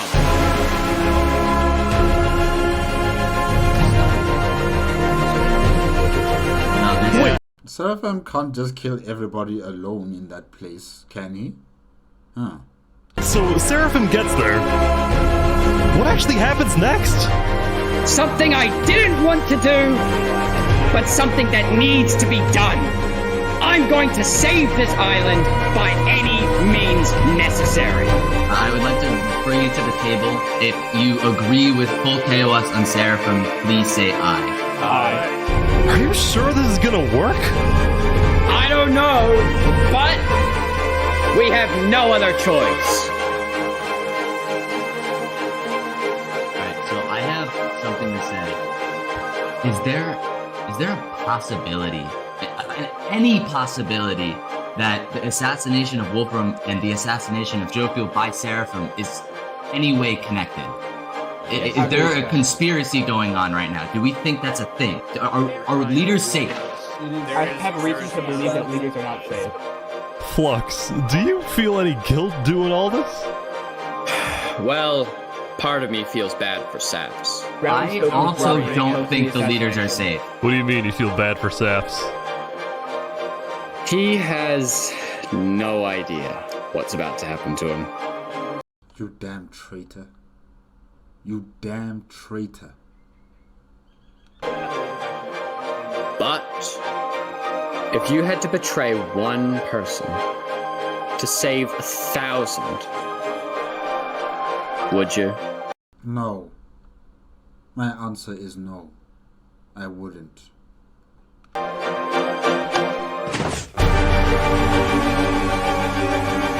What's that? What just happened? What happened? I didn't do that. Oh my god! Why is there a trap? Is this all set up? Wow, so they built a trap inside the ceiling of Sap's home. When did they have the chance to do that? Huh. Saps, where's Saps? Where did he go? Did Saps do this? Wait, Saps? We have to find him. Hunt him down! Kill him! Kill Saps! No, why would Saps do this, guys? Think about this. Why would he do that? Why would he invite you all to his home to be killed this way? Doesn't make sense. What does he have to gain from killing all of you? It doesn't make sense. It's not like he can become the leader of Island 2 now. Think about this. Why would Saps do this?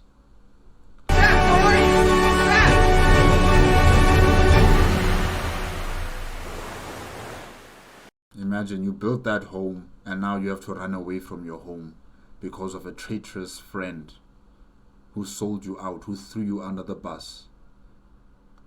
Ugh.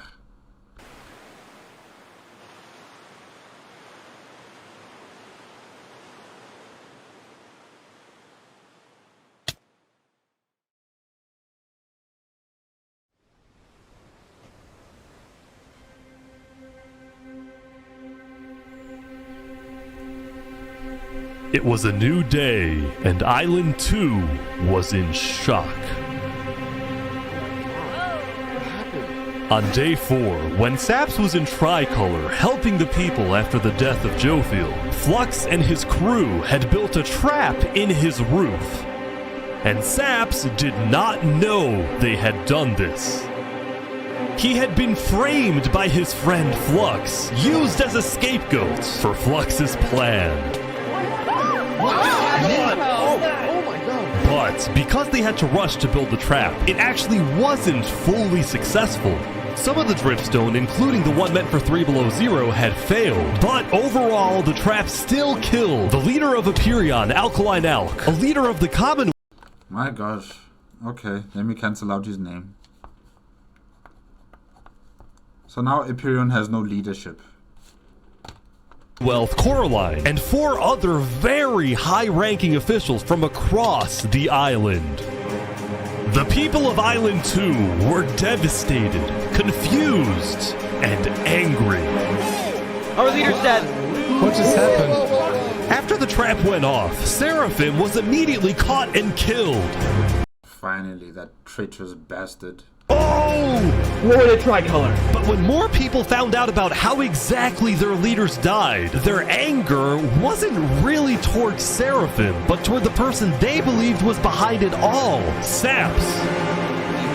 And it made sense. Saps knew he'd be hosting leaders at his home. It was his roof that had a secret trap, a trap that happened to fit perfectly into the design of the roof. Yeah, but that doesn't make sense. It still doesn't make sense. What does he gain from killing all of the leadership structures of the island? What does he gain? Because what he would gain is death. And I don't think Saps wants to die. So why would he do something like that? Guys, think about this. Saps was about as guilty as it was possible to be. He's being framed. He's being framed. With that, all the major Island 2 nations, from the Commonwealth to the Cast Coalition to Tricolor to Luminara, declared Saps to be hunted down and killed, while Flux got away with it all.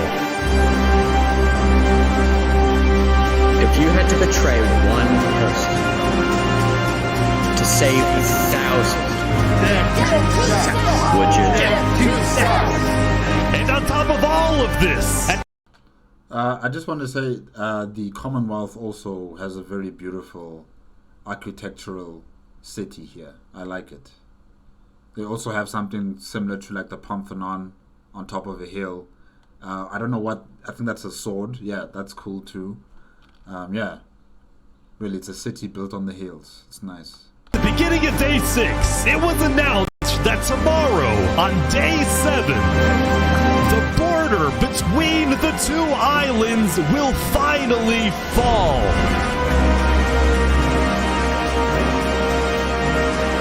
Both islands now have 1 day to prepare.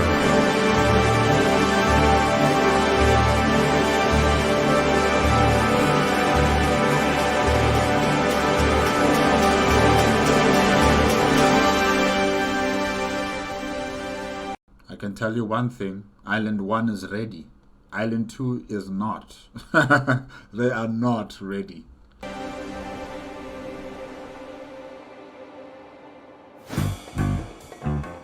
Now, when the people of Island 1 saw the chaos happening on the other island, most just didn't really care about it.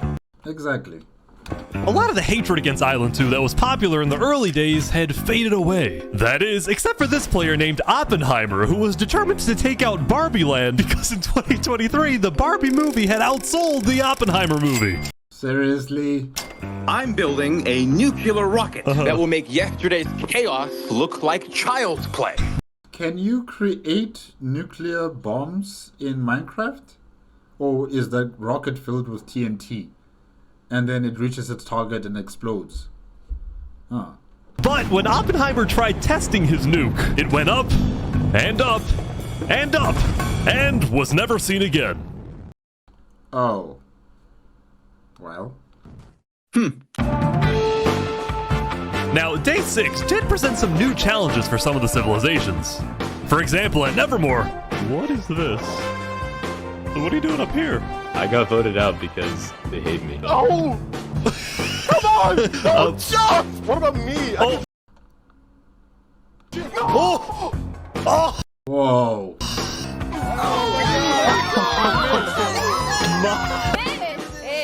What? I didn't do anything! They're blaming Ish. Meanwhile, at Elysium, I hate being a leader. Everyone here is so stubborn. Benji was having trouble getting laws passed because his people kept opposing any changes that threatened their peaceful lifestyle. The people of Elysium were generally skeptical of government officials, sometimes even holding trials against them. That is nice. The fact that they can hold their own public officials to account. That is so good. That is amazing. And yeah, I like the architectural styles of Island 2, but Island 1 really does have their own unique personalities with their architectural styles. Like Elysium, what was the other one called? West Helm and the Covenant. Like, it's just so different in all different locations. And of course, the Infernus castle on top of on top of a volcano. Like, that is just unique. And yeah, I'm really just entertained and enthralled by the types of environments that these players have created in Island 1 and Island 2. This is amazing. It's good. Well, this particular trial did not go to plan. Guys, somebody stole Gerald. The Who? mushroom cow Gerald has been stolen. Oh. Let's go! There they all go. Meanwhile, at West Helm, there was a bit of a food problem going on. Not a shortage, a feud. See, Remy the Rat had opened up a new restaurant right across from the Coliseum, but the food was questionable. Poison fatal? So his customers had instead started buying their food from another player named Dinosaur. That is, until... Oh my god! Oh my god! Whoa. People are dying, huh? What is he? Permanently closed, all food is now at Remy's. Permanently closed, all food is now at... Wow, so you... Remy has forced, this new restaurant to close down. He threatened the owner. Remy, are you behind the murder of Dinosaur? Anyway... He probably ordered the pirates to kill him. On Day 6, the West Helm Coliseum was finally complete. Beautiful. What do you plan on using this arena for? Do I actually have to say legally? No? Maybe a little bit of blood will be shed, and that's all I can say. While Spood was a popular leader who got things done, he had also developed a reputation of being a little unstable. He said outlandish things, he can't stand meetings, and his justice system wasn't by courthouse, but by combat. This is something Spood's first attempted assassin, Ramsayer, tried to prevent. It's why he tried to kill Spood, and he wouldn't be the only one. There has... Well, his assassin should have tried something else instead of killing. But now he's dead, and Empress Smoot is in power. Been a small but coordinated secret revolution growing in West Helm, with aims to overthrow and murder Spood. Really? The two leading figures are West Helm citizen Ramsay Pi and West Helm's head builder, Knight Arcturus. Okay, wait, let me write this down. Okay. Ramsay Pi Knight Arcturus. Wow. You know, I helped design his Colosseum, not knowing Spood actually wanted to use it for bloodshed. He's insane! The first part of their plan was to take out Spood's second in command, a player named Oo. Yeah. Yeah, that's right. I guess the Second in command down. But Ramsay Pi was immediately chased down by Westhelm's army. You could have made something happen, man. Oh. Oh my gosh. With Ramsay Pi dead, Knight Arcturus became the sole leader of the revolution. Okay, let me cancel out his name. Just after I wrote it down. But he also knew it was only a matter of time before Spood finds out about his plans. I want to make one thing clear. Anybody who is caught plotting against me will be executed in the name of Westhelm. Glory to Westhelm. Glory to Westhelm. Glory to the Emperor. Glory to Westhelm.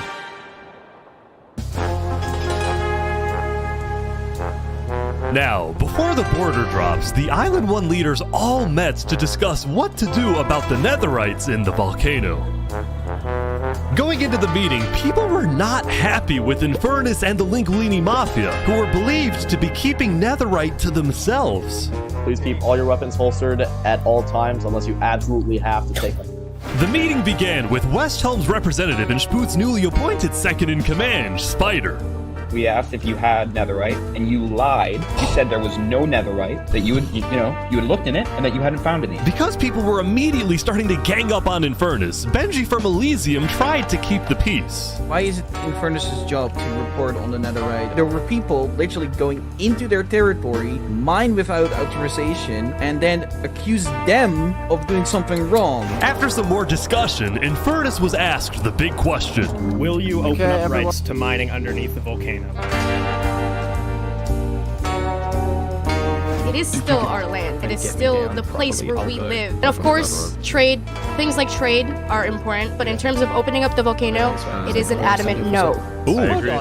Yeah, well, you don't have to open up the volcano. You can still make sure that all the rights to mining belong to Lingolini, and let him do the mining. Let him regulate how much of the netherite is going to be traded with everybody else, while you are still the landowner. Yes. You know, let Lingolini be the middleman. Let him be the miner. Let him be the one who regulates how much of the resources are sent over to the other nations, while you still control the volcano and have the ultimate responsibility and authority over your territory. I agree. Now, Lingolini, Seneca's biggest ally, was about to speak, but what he ended up saying was unexpected. We have to humbly disagree with Infernus of not allowing anyone else to mine in the volcano. This is Island 1. We're all struggling against the nature and everything like that. Shouldn't we all be allowed to mine wherever we please? No way! Yes! Hell yes! Preach! Soon, people started offering deals to Infernus. I believe we'd be open to give you resources since it is your land. But Seneca still said no. The volcano is still our sacred land. We don't want hundreds of people there mining and ravaging it. As a result, Lingolini went even further. On the day one, Mario was here first on the volcano, and we're able to mine there, but it's not fair that no one else can mine. While your queen is over there with the diamond boots, some people don't even have any armor. Oh, Lingolini. Oh my gosh. Oh my gosh. I think you should have first spoken to Seneca in a private room. You know, discuss with her in a private room what do you want to do and how you are in disagreement with her. And then when you come out of that private meeting, then you can further discuss with everybody else on your position and her position. Because now you're embarrassing her in public, in front of everybody. You're embarrassing her. You are compromising her authority over her territory. And yes, it's true. You were there first in the volcano. You were there first. But you made an agreement with Seneca and the Infernos that they would protect you from any sort of problems that might occur. If like another nation would attack you, you guys would have a pact that you defend each other and defend your territory and the mountain, or should I say the volcano. You made that agreement where she would be the ones on the top, on the surface, while you guys go underground. That was an agreement that you guys made. And now here you are surprising Seneca, putting her on the spot, embarrassing her in front of all these other important delegates. Nah, that's not how a partnership should be run. No. Oh, better. Eventually, people started using scare tactics. That volcano is insanely active right now. It will most likely erupt within the next few days. I doubt it. No, that's sci-fi propaganda. That type of propaganda won't work with Seneca and the Infernos. They have faith in the volcano, and it is unshakable. That's propaganda. And so, after even more discussion, Westhelm made a final plea. We have a representative from every single nation on this island. You have an opportunity here to unite us all, or you have an opportunity to totally destroy that unitedness. But Seneca still wouldn't budge. Yeah, she's been put into a very hard position right now. Her only ally has betrayed her. Everybody else wants, her territory for mining, exploration, and nobody wants to listen to what she has to say. She's been backed into a corner, so she's gonna have to fight out of it. Yeah. Now, it's a no. So, Lingolini made a big announcement. Mario has a large chunk of territory in the volcano. The Linguini family declares independence from Infernus. Oh, this is bad. This is really bad. But at least the leaders are out in the open and talking about these things, unlike in Island 2, where it's cloak and dagger. You don't know who to trust. You don't know where people stand. You don't know what's going to happen next. People just die left and right. But at least in Island 1, it's up front. You know who's who. You know where they stand. You know what's going to happen. Yeah. Seneca, I wonder what are you going to do now? We will open mining to anybody who wants to mine.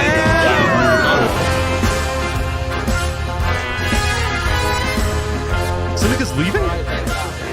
Great. Seneca had left the meeting, furious at Lingolini's betrayal. I hope it's worth it, Lingolini. I wish we had a better outcome, but this meeting's adjourned.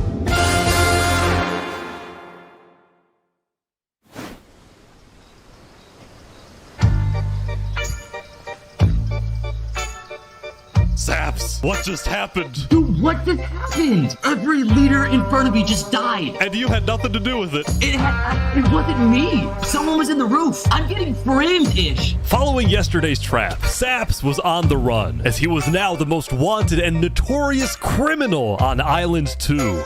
I'm screwed. What am I supposed to do? He had no choice but to hide amongst the dense jungles and swamps of the southern island. But he also knew that the longer he hid, the more guilty he looked. So earlier, he had decided that he would turn himself in under the condition that he is given a fair trial. Innocent Saps. Flux, meanwhile, was satisfied with the success of his plan, but it wasn't over quite yet. We got 2 leaders left to kill.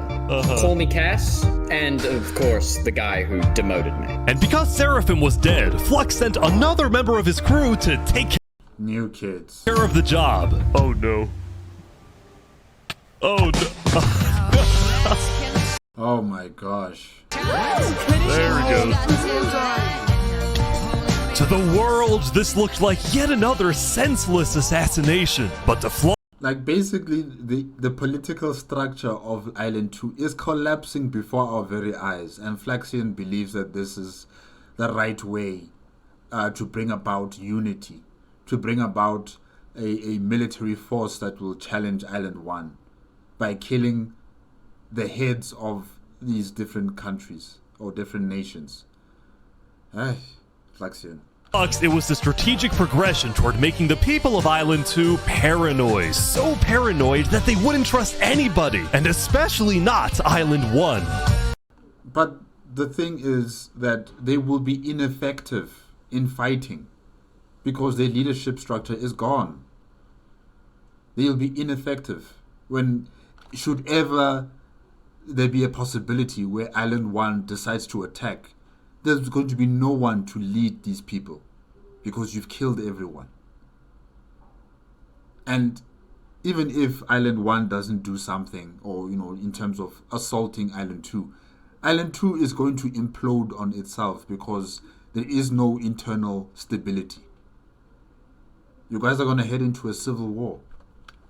And I suspect that the Commonwealth will be the first to collapse into a disintegrated, separated member states, and they start to fight amongst each other. That's what I think. I think the CAS coalition will be the only stable government left. Because even if CAS dies, they are an anarchist government. I'm sure they will pick someone else who will lead their anarchist government, and it will be as if nothing really has changed. Because they don't need that leadership structure. They are decentralized. Unlike everybody else that are centralized under one leadership, under one monarch, or under one high council, the CAS coalition doesn't have any of that. Everybody is free to do as they please. So they'll be the only ones who are left as a superpower. And will it be enough against Island 1 should they decide that they want to invade? In fact, the new leadership of Tricolor was already preparing for Island 1 to invade. I think we should secure our nation, make sure we have plans. Oh, so there's someone who actually supports Faxian's nonsense. Alright. When inevitable war and fighting starts. Sending aid to Island 1 was officially off the table, and the construction of the Luminara Bridge had come to a stop. After all these days, Flux's plan was finally working. At what cost? Now, the CAS Coalition, meanwhile, hosted a diplomatic meeting on Day 6 to try and increase the morale of Island 2 before the border drops, although CAS herself was too scared to attend the meeting. That is so funny. The CAS Coalition, makes organizes a meeting, but then the person who's supposed to be leading the meeting is like, no, I'm afraid. I don't want to be here. That's funny. And I want to enter, but my members are telling me not to because there was an attempt on my life yesterday. Right. Oh, man. Because Cass was one of the last remaining major leaders on Island 2, she now had guards with her at all times. Here, I'll trade you armor. Why? Just want to make sure you guys do not die. Please don't die. That said, everyone would soon be tuning into the trial of Saparata to find out whether Saps will be freed or executed. Several nations argued over who would get to host the trial, but the Commonwealth ended up winning. We've made this beautiful venue to show the world that the Commonwealth is still the strongest. That is nice. But first... Down in the mines, they've all been searching for something. Down in the mines. Why is it up here? They're moving the warden up. No. No, they're not. What is that? Wait, can you come down? They're bringing it to the surface. Man, whatever it is, it's fast. Up and down, down, down, down, down, down. But I can't see. Rising lava. They made it rising lava? Down in the mine. So remember that discovery that Sidefall made? Well, it was a warden, also known as the most dangerous creature in all of Minecraft. Sidefall had then renamed the warden to Rising Lava, so that when he was accidentally killed by it, the entirety of Island 1 went into a panic. The lava is not rising, but this is just as dangerous.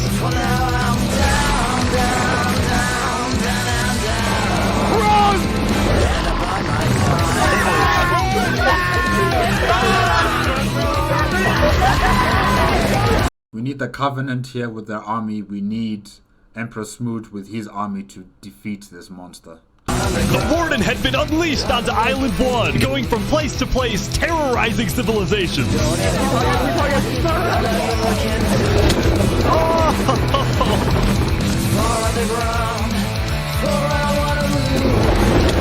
Oh my god. Dude, how is anyone gonna stop this? Until eventually it got to West Helm. Emperor, defend your people.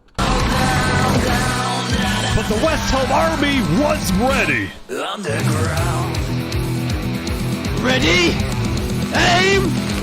Fire!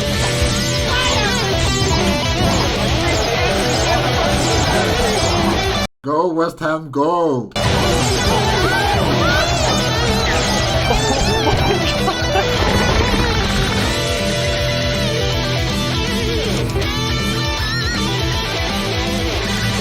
Come on! Oh my gosh!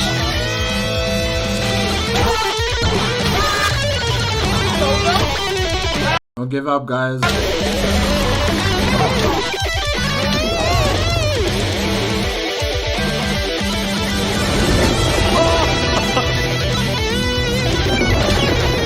Welcome to West Helm.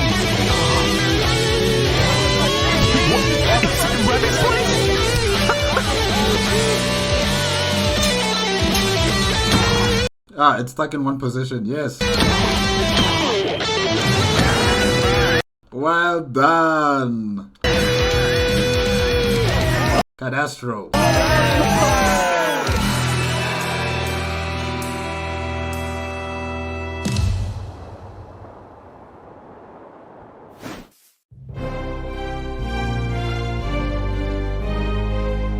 The defendant Saporata is accused of 7 counts of murder, including the murder of Joe Field, the murder of Alkaline Elf, and the murder of our very own Coraline. He's accused with the murder of Joe Field when we know that the murderer was... what's his name again? What was that guy's name? Sarafan. Okay. I will hear the prosecution's argument, followed by the defense, and then I shall make my ruling. Okay, guys. Who is Saporata's lawyer?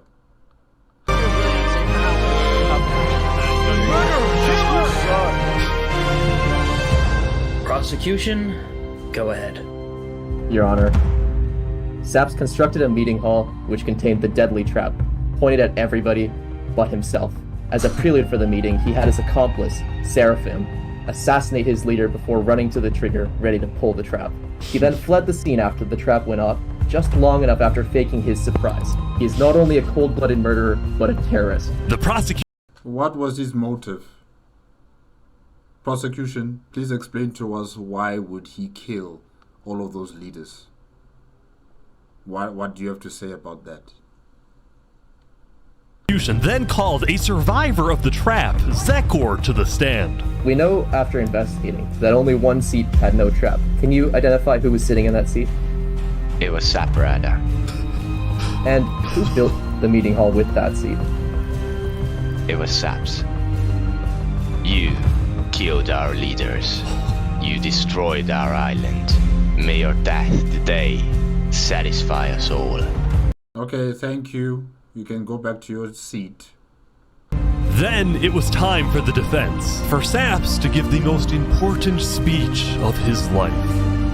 All I ever wanted for this island was peace and cooperation between the nations. The loss at the meeting yesterday was extremely devastating and came out of nowhere. But I can tell you right now, I'm innocent. It wasn't me.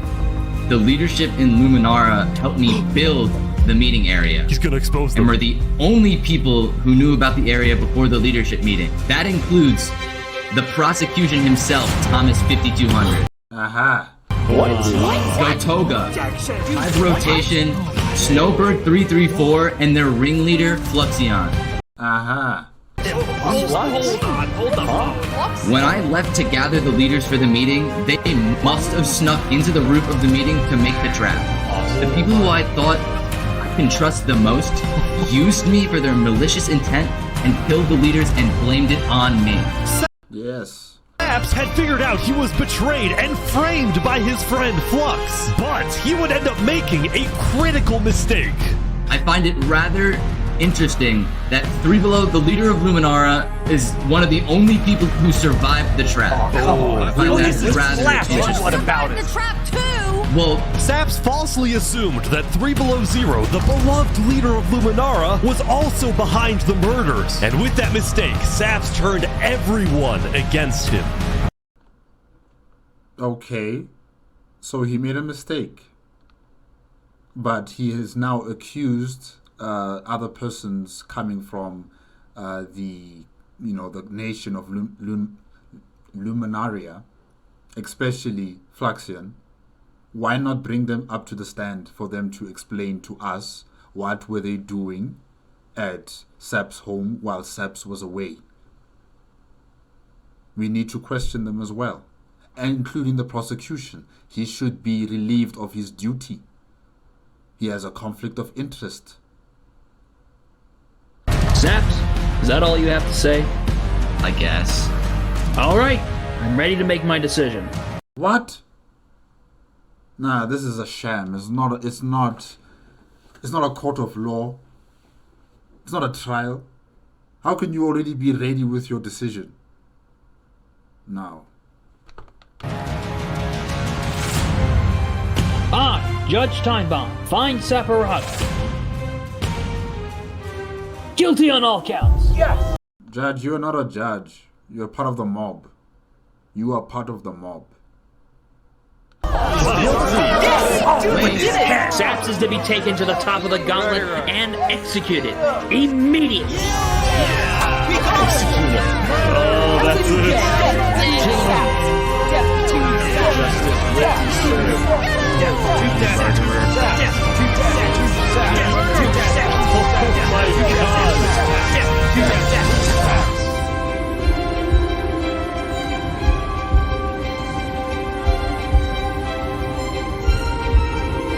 Well, Saps, at least you fought for your truth and nothing but the truth.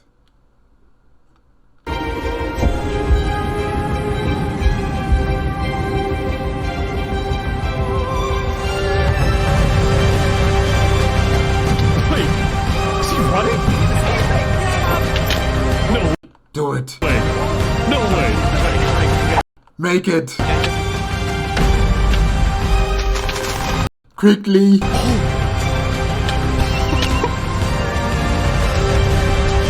Yes.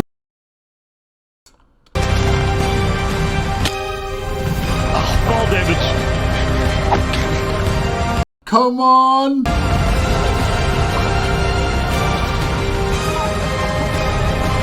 Saps! Where'd he go? Where'd he go? Bodyguard. He escaped, man. Did he actually get away? You gotta be kidding me! No!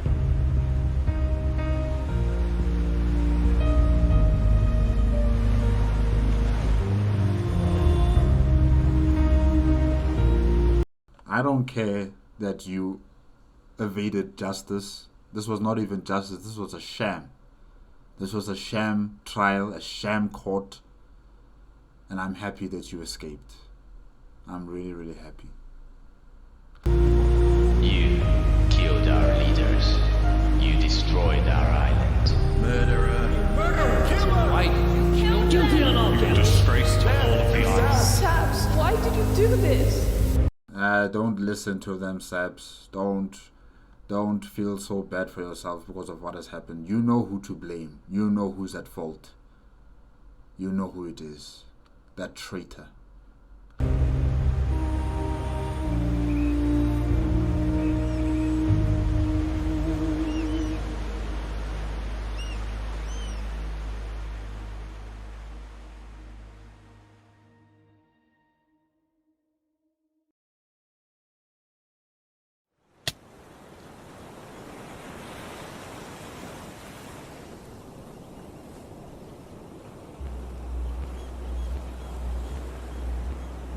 Shouldn't it be dropping soon? Yeah, I think so. Aha!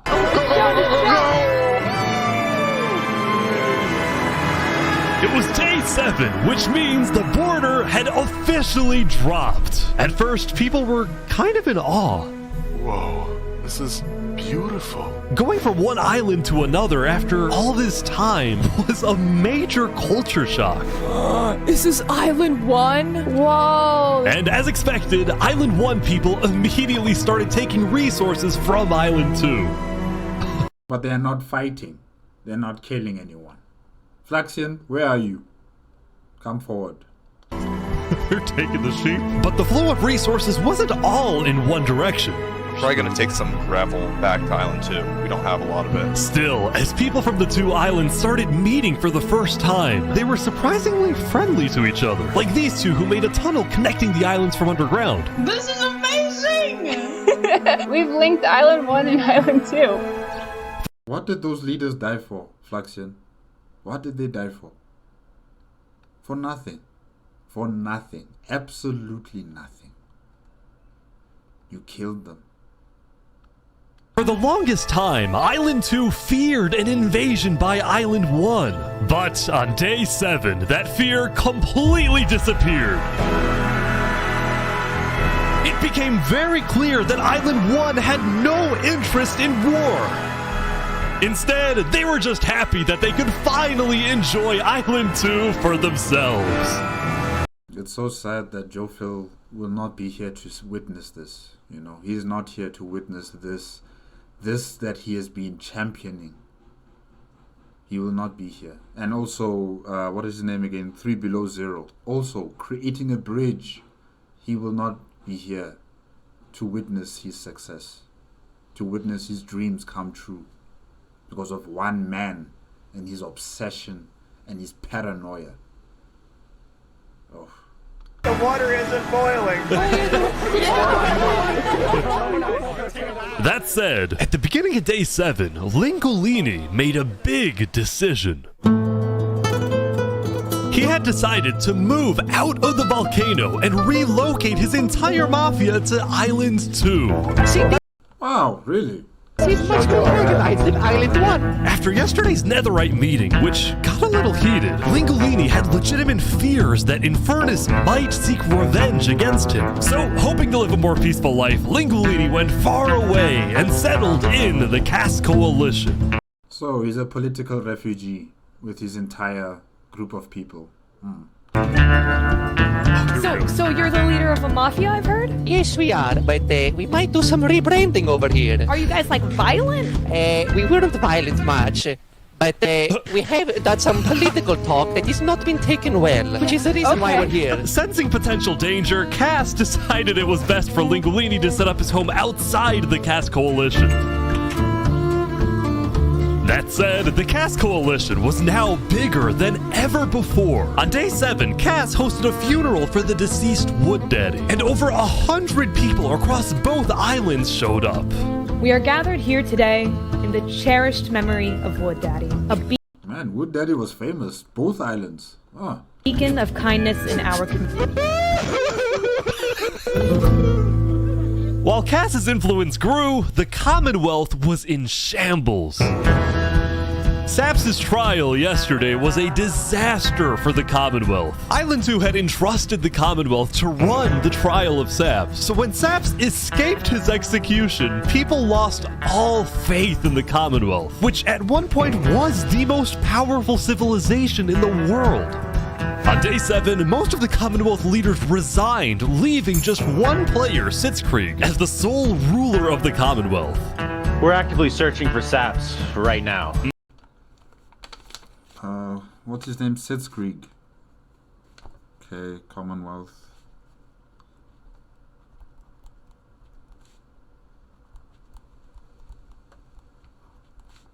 Okay. We will restore honor to the Commonwealth.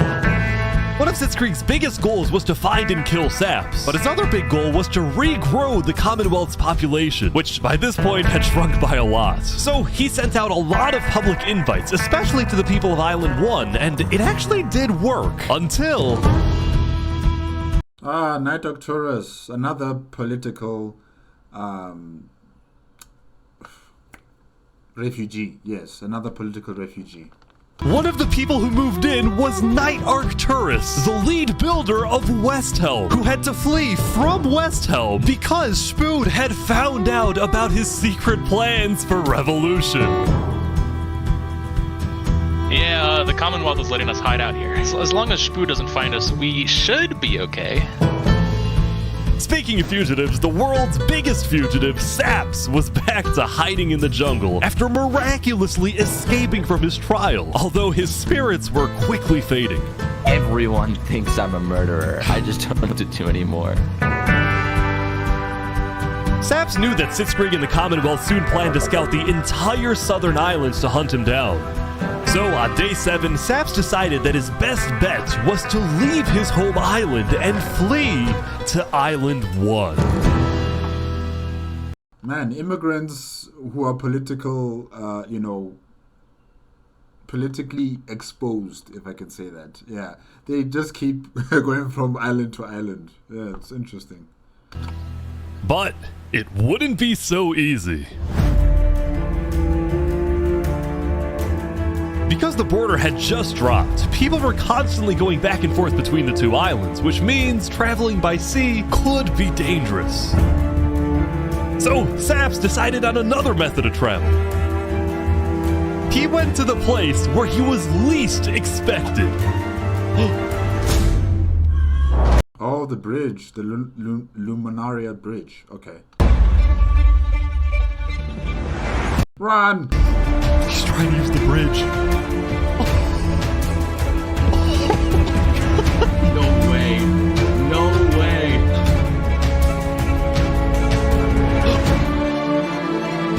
Come on. What the heck? What? Run! How you doing, bro?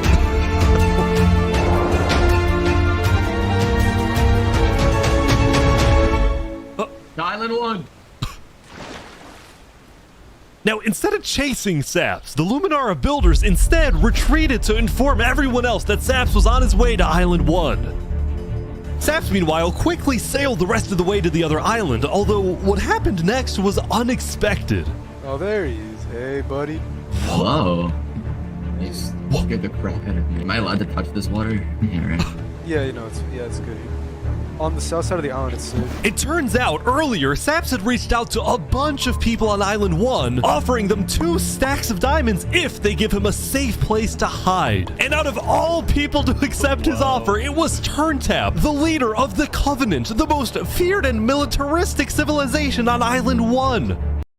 I thought maybe it might be the Al-Qarasida. How was the trip? I ran across the giant bridge that Luminara is building, and all of Luminara was there. When Saps and Turntap finally arrived at the Covenant, Turntap immediately distributed Saps' diamonds to the Covenant army. But then, in a surprising move, he sent them out on a secret mission. Turntap had sent the Covenant Hit Squad to Island 2. Covenant Hit Squad. But not to accomplish a goal for the Covenant per se, but actually upon the request of Infernus. Oh my gosh, she ordered a hit. She ordered a hit on Lingolini. Oh my gosh. Lingolini betrayed us, humiliated us. He ruined our sacred land. Yesterday, Lingolini had opened up the volcano for netherite mining, and as such, people from all across Island 1 had started mining in the volcano.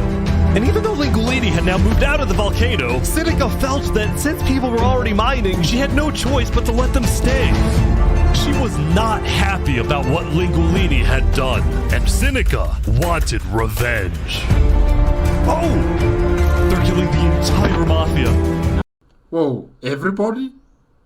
Man, Sinica's ruthless. Another one down, baby! Oh my god. They're not just going after Lingolini, they're going after everybody. Now, the reason the Covenant was willing to do Sinica's bidding wasn't just because she let them mine for netherite before anyone else.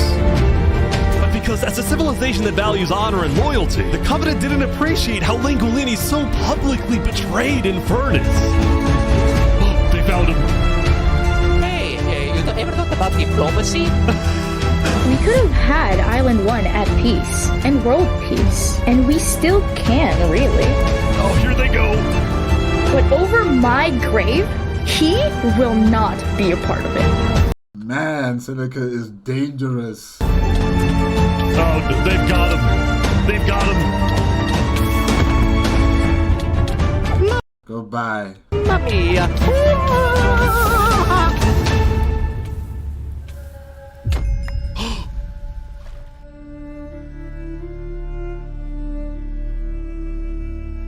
The Covenant had massacred the Langolini Mafia. Before anyone could retaliate, the Blue Cross announced they would schedule a hearing, calling on the Covenant to explain what they had done.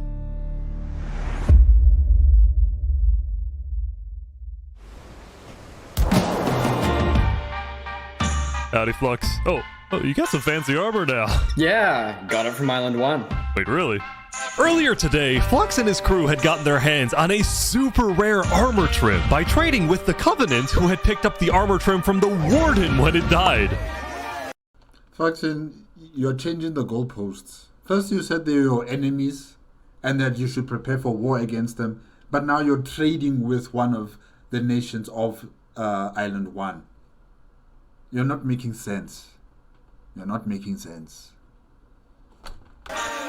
Now, of course, Flux had no idea that the Covenant was also trading with and harboring his arch nemesis, Saps. But he did know one thing. I heard Saps ran to Island 1, so we put out a massive bounty on his head. Flux was now determined to have Saps killed, because Saps was the only other person in the world who knew that Flux was behind the murders of all the Island 2 leaders. Basically, if Saps dies, Flux gets away with everything. And ideally, the sooner Saps dies, the better, because of incidents like yesterday.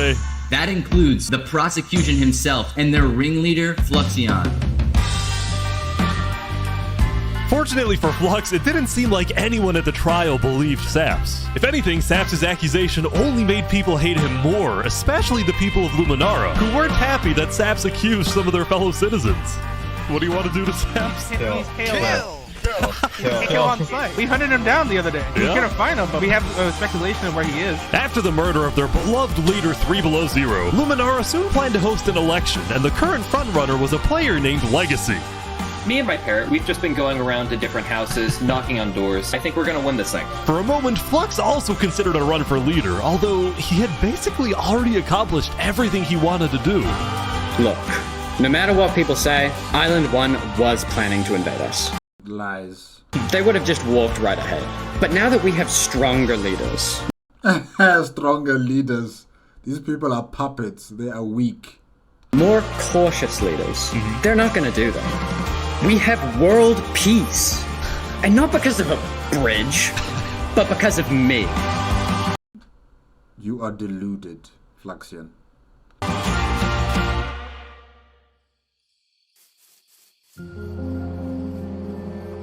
Since the beginning, Flux's philosophy was simple. You can never show kindness to your enemy if your enemy wishes to destroy you. But your enemy is in your head. It never existed in reality. If you build a bridge, they'll use it to invade you. If you offer them aid, they'll use it to kill you. This is why Flux believed it was necessary to eliminate the Island 2 leaders who wished to be kind. But the cost of their deaths was devastating. The people of Tricolor still mourned Jophiel, building a massive statue to honor their deceased leader. We've just been trying to focus on restabilizing our nation. Obviously, the passing of Jophiel hit us pretty hard. Meanwhile, the people of Aperion had elected a new leader, but Aperion was never quite the same after the death of Alkaline Elk. The people of the Commonwealth were also in shambles, having a much smaller civilization than they started with. And even though there was some peace on Island 2, people didn't feel a sense of calm, but instead a sense of unease and revenge. They needed closure, and they were determined to kill the person who they believed murdered the leaders they loved. Saps knew that it was only a matter of time before someone hunts him down, or someone in the Covenant betrays him to collect the massive bounty on his head. So Saps made a last-ditch effort to try and get a strong ally for his cause. He asked TurnTap to take him to the largest nation on Island 1. Man, look at this place. West Helm is just beautiful.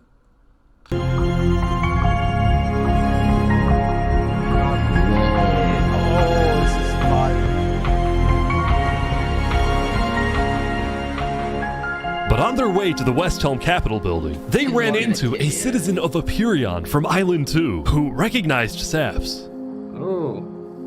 Oh, hey. Is there a problem here? Neutral ground? Uh-oh. Skating on West Helm territory. Uh-oh. Okay. We will walk by in peace. Good call. This is not Island 2, boy. Get out of here. Saps and his crew then entered the capital. Can I speak? There's a secretary. Oh, I love this. I love this. To the glorious leader of West Helm, please. Yeah, I'll go grab him. Oh, this is so cool. Hello.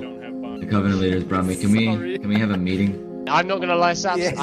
You coming to me asking for a meeting after what happened last time, even if it wasn't to do with you. Listen, I just want to talk. What about what? At least explain, because I'm innocent. Saps, I'm sorry. No. Ultimately, Spood rejected Saps' request for a meeting because Spood didn't exactly trust him and had no real reason to help him. So instead, Saps tried another civilization, the Alcaracina Pirates. I think they would kill you for the bounty that's on your head. Yeah, but good luck.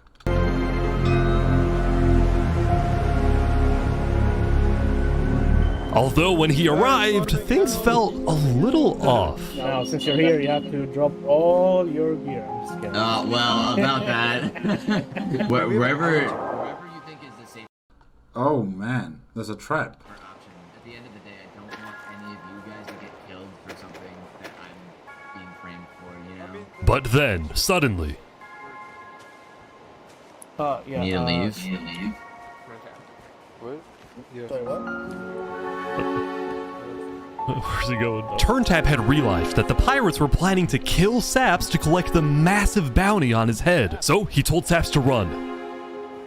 What's going on? 1 sec. You gotta go back to Covenant like immediately. We probably shouldn't have come out here. Now, on their way back to the Covenant, TurnTap suddenly started acting suspicious himself. Are we safe? Is everything fine? What's going on? We can go back to Covenant right now.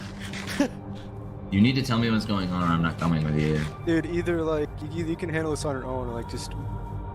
Here, I'll explain to you on a sec. Just come on. Listen, it's hard to trust people right now, so I'm putting a lot of faith into you. This is so suspicious. As Saps ran, he pondered his choices. Either he puts his life in the hands of TurnTap, who may be wanting to kill him and collect the bounty for himself, or he runs away. Yeah, this is a tough call, and you know I don't blame Saps for not believing in whatever the leader of the Covenant, TurnTap, might say, because the Covenant is also not really they're loyal, but I don't know. I still don't trust them. Yeah. Now.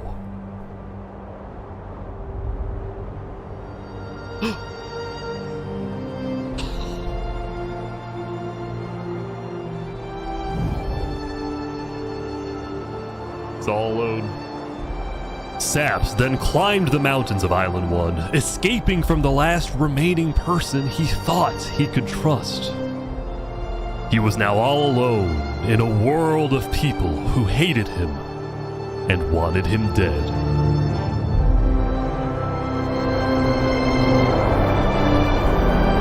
And so he ventured into the snow. Are you gonna kill yourself in the snow?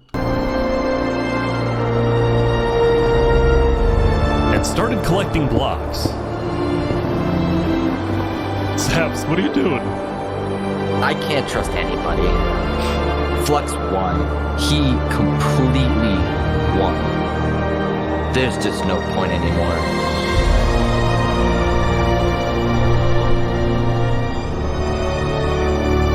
What are you building? On day 7, Saps built a tower in the tundra, a monument for people to remember him by, and he planned to jump off.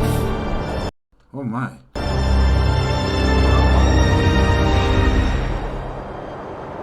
But he didn't. If I have to die, I'm gonna make sure he does too. Aha! Yes, Saps, yes. We must get Flaxion, that traitor. He must die a traitor's death.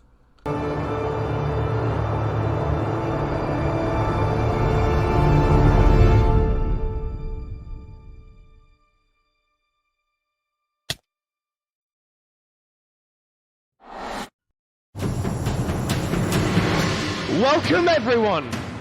Today we have 2 new prisoners who will fight to the death. Rinit, you are charged with the attempted murder of several innocent West Helm farmers. Remy, you are charged with conspiracy to murder West Helm food supplier Dinosaur. Ready, set, fight! Oh. Here they go! But then swing! Make some guy jumped in! The heck? The music. He won! Remy the Rat had won his duel in the Colosseum, and all of his crimes, including the murder of dinosaurs, were expunged from his record by Emperor Shfood himself. Wow, the justice system in this nation is just something else. He was now a legend, and his restaurant became more popular than ever before. He put his head on the floor. Now, it's been a busy few days for Emperor Shfood. He was always working on different things. Have you seen our aqueducts? He's the best. He's the best leader, I think. Yes, he's crazy, but he's the best. You can't help but love him. Show me your aqueducts, Shfood. Look at it behind you! Look at it! So what's the use of this? I don't really know. What is the point of anything? We just build. We have too many builders, not enough ideas. Now, while Shfood was an effective leader, he did have to constantly watch his back for assassins. You know, I've thwarted like 5 assassination attempts, and guess what? I've just found out about another. No way. Shfood's entire reign began with him almost being killed, so he was always extra careful and sensitive about where he went and who he associated with. It's also why Shfood was particularly angry when he found out that one of the people who planned to kill him was his own lead builder, Knight Arcturus. According to some of my sources, Knight Arcturus was seen in the Commonwealth earlier today. Really? Shfood had sent spies across the world to find Knight Arcturus, and when they discovered he was staying at the Commonwealth, Shfood immediately reached out to Sitzkrieg to request he be handed back to Westhelm. However, given that the Commonwealth was low on citizens and needed good builders, Sitzkrieg decided to reject Shfood's request. Sitzkrieg, are you prepared to enter into war over an extradition order? Are you prepared to throw the lives of your people over a criminal from another nation? Are you prepared? I'm not just going to give up one of my builders. The Commonwealth does not give in to tyrants. This made Shfood erupt with fury. Oh, I'm gonna make sure that everybody knows the Commonwealth is corrupt. They did that chocolate.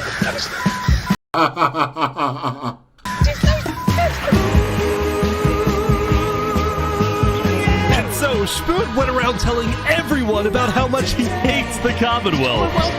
This whole situation became a massive drama, and it actually got to the point where the rest of Island 2 was getting annoyed with the Commonwealth. I don't get why the Commonwealth doesn't just hand him over. We don't need a war with West Helm. Unlike the Commonwealth, Cass had a big population and she didn't care about losing citizens who were troublemakers. For example, earlier, one of her citizens, Addison27, had gone to Tricolor, dug into Jovial's grave, and had stolen Jovial's head. Now, why would you do that? Can I wear this? Hey, Cass, I brought you a trophy. But instead of protecting him, Cass immediately banished Addison from the Cass Coalition. And I also wouldn't protect him. Like, what are you doing? What are you doing? You're going to cause conflict between us and the Tricolors with your action. No. I'm throwing you away. Let the wolves take you. Tricolor of his location, causing Addison to flee Island 2. It was this kind of no-nonsense leadership that earned Cass a lot of respect from not only her citizens, but other Island 2 nations who are now much more willing to ally with Cass than with the Commonwealth. I'm actually impressed with Cass's leadership. In the beginning, I really did not have any faith in her because, you know, she was contradicting herself in terms of the type of government style that she has. And, you know, the way the people were leading their lives in the Cass coalition, I just suspected that they would implode in on themselves. But no. You know, after all of the turbulent storms they've gone through as Island 2, with the leadership structure being eliminated, she's the only one left out of the original leadership structure of Island 2. And people have rallied behind her. They've rallied behind her leadership. They've rallied behind her nation. And now she is the most populous and most, powerful nation on Island 2. Yeah, she really surprised me, and she proved me wrong. Well done. The very existence of the Cass Coalition also provided a sense of security to smaller groups, like this new nation who are mostly cheese merchants and call themselves the Conquistadors. Okay, Conquistadors.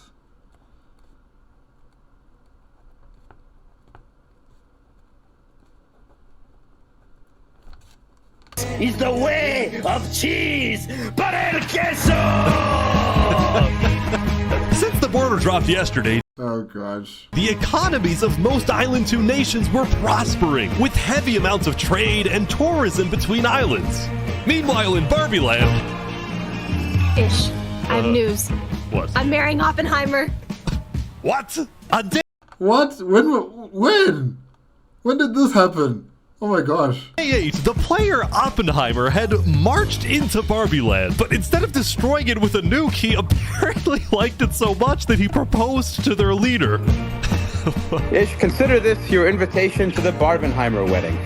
Nice. Thank you. In Luminara, meanwhile, the citizens were inventing new technologies. This is the power switch. It's 16 furnaces working together simultaneously, and it has a bunch of hopper minecarts on the inside distributing everything. As much as Luminara was finally starting to live up to its name as the light of Island 2, little did its citizens know among them was quietly living the world's most deadly group of terrorists.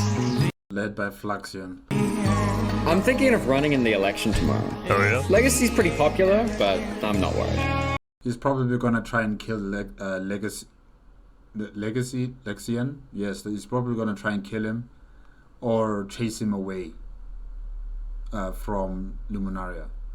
While it seemed like each of the Island 2 nations had their own separate goals, they were all still united under one mission: to find and kill Saps. In fact, by day 8, Luminara had told all of the other nations that Saps had fled to Island 1, and some nations were already preparing to send out hit squads later today.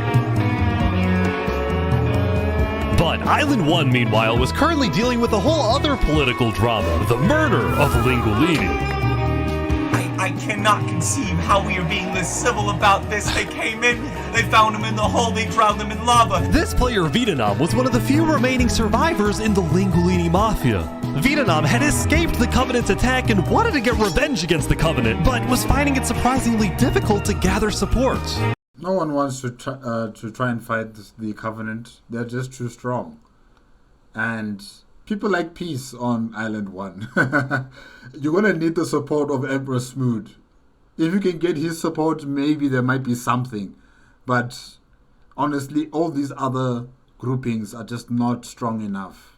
Even if they were to unite, I just don't know if they'll be strong enough against the Covenant. Yeah, I don't know. You're going to need Emperor Smoot to help you. With him, everybody else will follow. See, while the Blue Cross condemned the Covenant, nobody was brave enough to declare war on them. People feared the Covenant and its army, which is why Seneca secretly asked them to do the deed instead of doing it herself. If people knew that she was behind the attack, she would be in big trouble.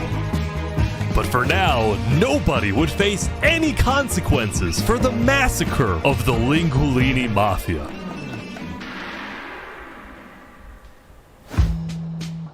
Going back to Westhelm, on day 8, Emperor Spood was really only thinking about one thing: how to get revenge against Knight Arcturus.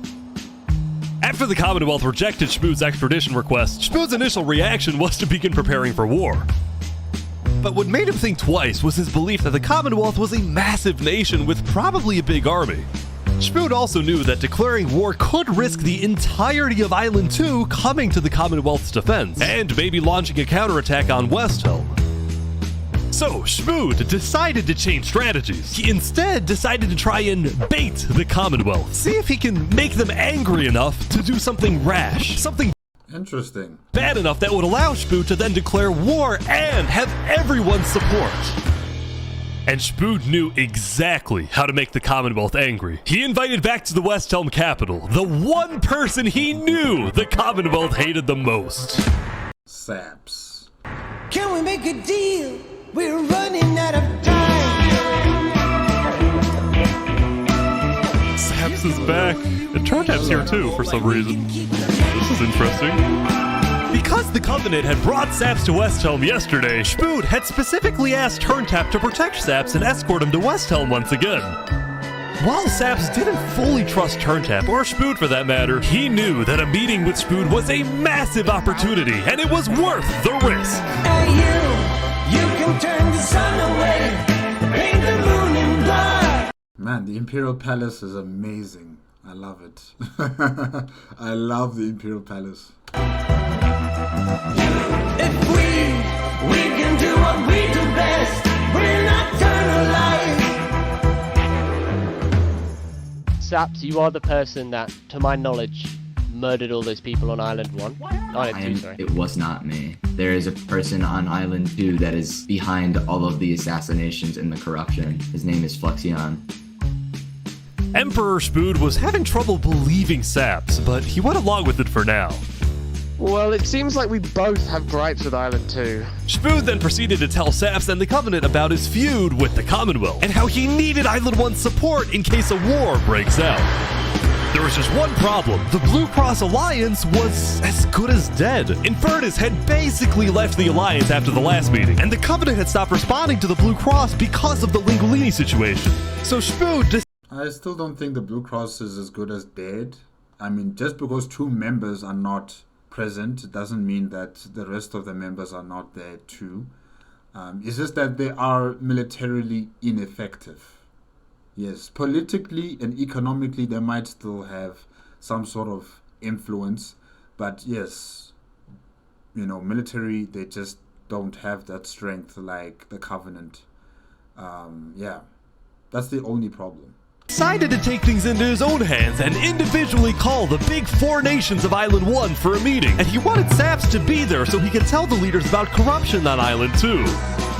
Now, because of Saps' reputation, Seneca and Benji were hesitant, but as long as the meeting was in a wide open area without a roof, they decided they would go. Oh, so you turned the sun away, how could you be so cruel? Ooh, hey, you wrapped the moon in ice, that's not nice, not nice. To begin the meeting, Spood first had Saps tell his story. I've been put on trial and sentenced to death for a crime I did not commit. Spood's goal with this meeting was to convince all the leaders that Island 2 was a threat to Island 1. One of my right-hand men was murdered in cold blood by someone in association with the Commonwealth. It's one of the many injustices I've heard about on Island 2, and I want justice. Then, Turntap of the Covenant made his own statement. A few days ago, Covenant was approached by Luminara to speak of a potential trade agreement. Legacy AN approached me in regards to Flexion, the guy who Saps is claiming killed everyone, which I do believe. Whoa. Apparently, back when the Covenant traded armor trims with Flux, they had also done the same deal with Legacy. And Legacy had voiced concerns to Turntap about Flux's run for leader, including how Flux was demoted from second in command, and rumors that he's paying people diamonds to vote for him. This gave Saps and Spood's stories a little more credibility, which was crucial for getting everyone on board with Westhelm's military proposal, which was, if any nation from Island 2 attacks Island 1, then the entirety of Island 1 must strike back. If all leaders are in agreement to this, please say aye. Aye. Aye. Good. This is for us a problem. Oh yeah, you're the leader of Elysium, and they are very independent. They don't really, adhere to the governance structure. They would rather put you on trial. Yeah, okay, Benjamin. With Benjamin, there is no assurity that the people of Elysium will agree. Yeah. Benji was hesitant to join any military alliance because Elysium was the nation of peace, and he knew that his people were opposed to any changes that threatened their peaceful lifestyle.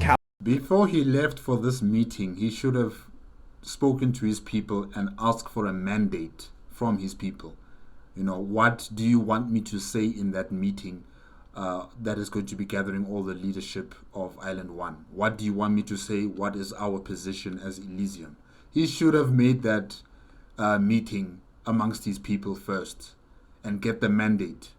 With the mandate, he'll be able to solidify or give his clear standing on this meeting.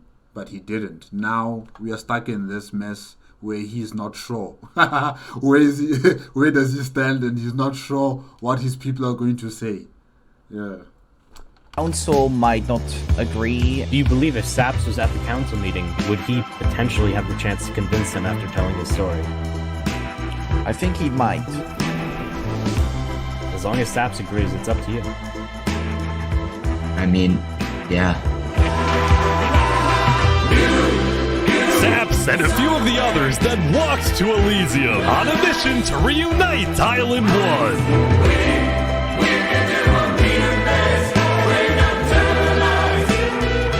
Beautiful. I have been framed for the mass assassination of Island 2 leaders by Fluxion and his conspirator. So this is the Elysium Parliament. I like it. So many other people have died to the same tyranny and corruption that has been on Island 2. I'm just so lucky to be alive and share my story with you guys. But as Saps spoke, the people of Elysium still had some doubts. Against the corruption in Island 2, which is... But who? What does that, what does we that are mean? not That's vague. What does that Are mean? we going It's a corruption. Listen, Elysium wasn't convinced that potential corruption on another island was enough of a reason for Elysium to get involved. But then, suddenly... A few days ago... Whoa. What the... What is this? About 15 members of the West Helm army had inexplicably walked right through Elysium. They quickly left, but it certainly didn't help the tensions. Nonetheless, the proceedings continued. They're being rushed here to pressure us. We're going to be deciding whether Elysium citizens would go to war. I think Elysium citizens need to have a say in that. Yeah, True. After even more deliberation, and after even more time passed... Excuse me, I have to say something important. The troop of people that came by, they are apparently the military from West Helm. We have reasonable suspicions to believe they are going to launch an invasion of Island 2 in the next, 5 minutes. I do not know. What are you talking? Emperor Spood had grown impatient. After Spider informed him that progress was stalling, Spood had decided to send a squadron of the West Helm army into the Commonwealth's territory to find and arrest Night Arcturus. Oh my gosh. Oh my gosh. Oh boy, they're almost there, I think.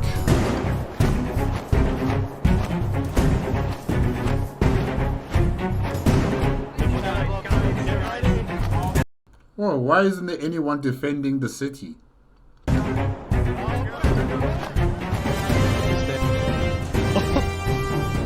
Hello, Ben.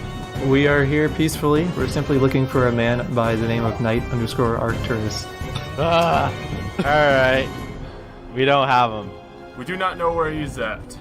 Lies. We have not seen him, nor have we heard from him. Lies. We don't have him. Where are they going? Is that it? With their first plan failing, West Helm went to plan B. Shield wall, shield wall. What the? What's happening, guys? They're forming a shield wall. They're forming a shield wall outside. Everyone leave. We're getting out of here. Yeah. Everyone bail, bail. The West Helm Squadron had successfully intimidated the Commonwealth leadership into fleeing their own nation. West Helm then went around, searching every house, every mine, every crevice of the Commonwealth. But ultimately, Knight Arcturus was nowhere to be found.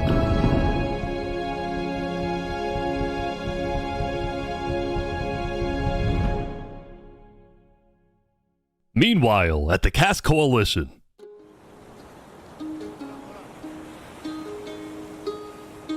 Hey. Man, the Cask Coalition's capital city is so tranquil and, beautifully organized.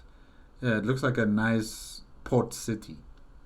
Can I run something by you real quick? Yeah. You know how everyone's trying to kill Saps because of what he did? And then during his trial, he was all like, Luminara was behind this. Luminara built the trap.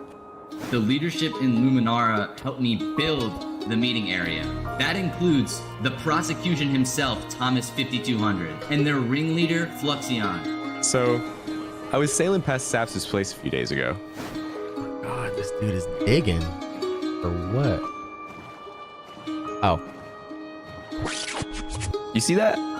You see that guy? Yeah. Isn't that Flux? Yeah. It kind of looks like it, yeah. Kind of looks like him, yeah. What's he doing at Saps' place? And why is he gathering blocks? Because Saps told you that the personnel from Luminaria were there at his home, assisting him in completing the roof of his house. He told you guys that. Well, maybe not you, because you're not part of the Commonwealth. But he told the people in the Commonwealth courtroom that the personnel from Luminaria were assisting him to complete his house. You gotta show Cass. What do you think? The truth will come out. Interesting.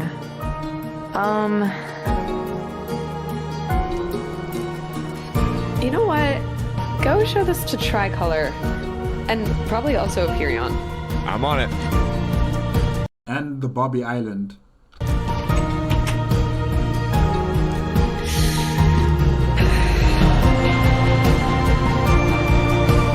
A citizen of the Cask Coalition had been reviewing his old video footage when he happened to notice Flux digging for sand, a prevalent material in Saps' roof. On its own, this wasn't the best evidence. But for some people, it did raise some questions.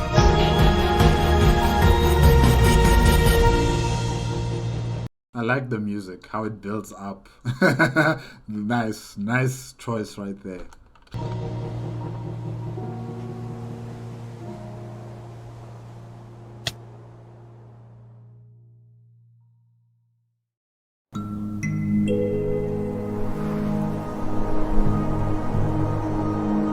Yesterday, Saps had spent the day getting brought into meetings with the most important people on Island 1, and he didn't really know what to make of this. In one sense, he was incredibly lucky to finally have some support. But he also questioned how real this support is, and who he can really trust. You can't really trust anyone. You just have to, hope for the best. Try to be as lucky as possible. I don't know if you can manufacture your own luck, but you got to do that. And, just keep your wits about you. See, Saps knew that the Covenant generally did not like the people of Island 2. The Covenant believed that Island 1 was the supreme island with better culture, customs, and traditions. They were also known to be ruthless, having massacred the entire Lingolini Mafia. It's why Saps was suspicious of Turntap's offer to continue protecting him, especially after he ran away. But Saps knew he needed powerful allies, as world tensions were ramping up. When Spoon invaded the Commonwealth yesterday, he got a lot of criticism, mostly from his own neighbors, who were blindsided by the move. Spoon could have dragged all my people into war. Elysium is a nation of peace. Like that, any hope for a Big Four alliance was basically dead, especially since the other nations were now dealing with problems of their own. Oh wow. It's complete. Man, it looks like, I don't know, it looks like a dark, evil castle. This castle that Seneca has in the volcano. Really, it's amazing. It's amazing. I like it.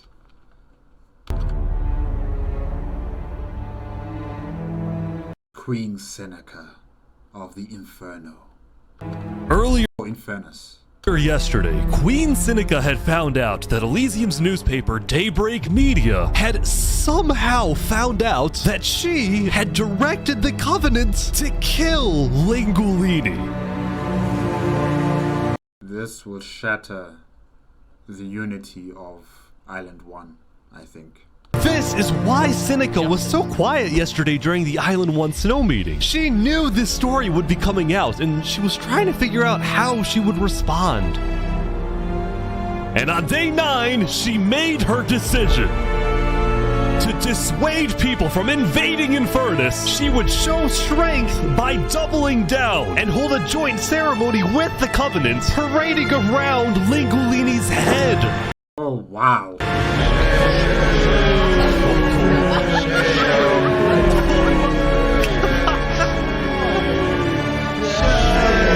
This is crazy. Let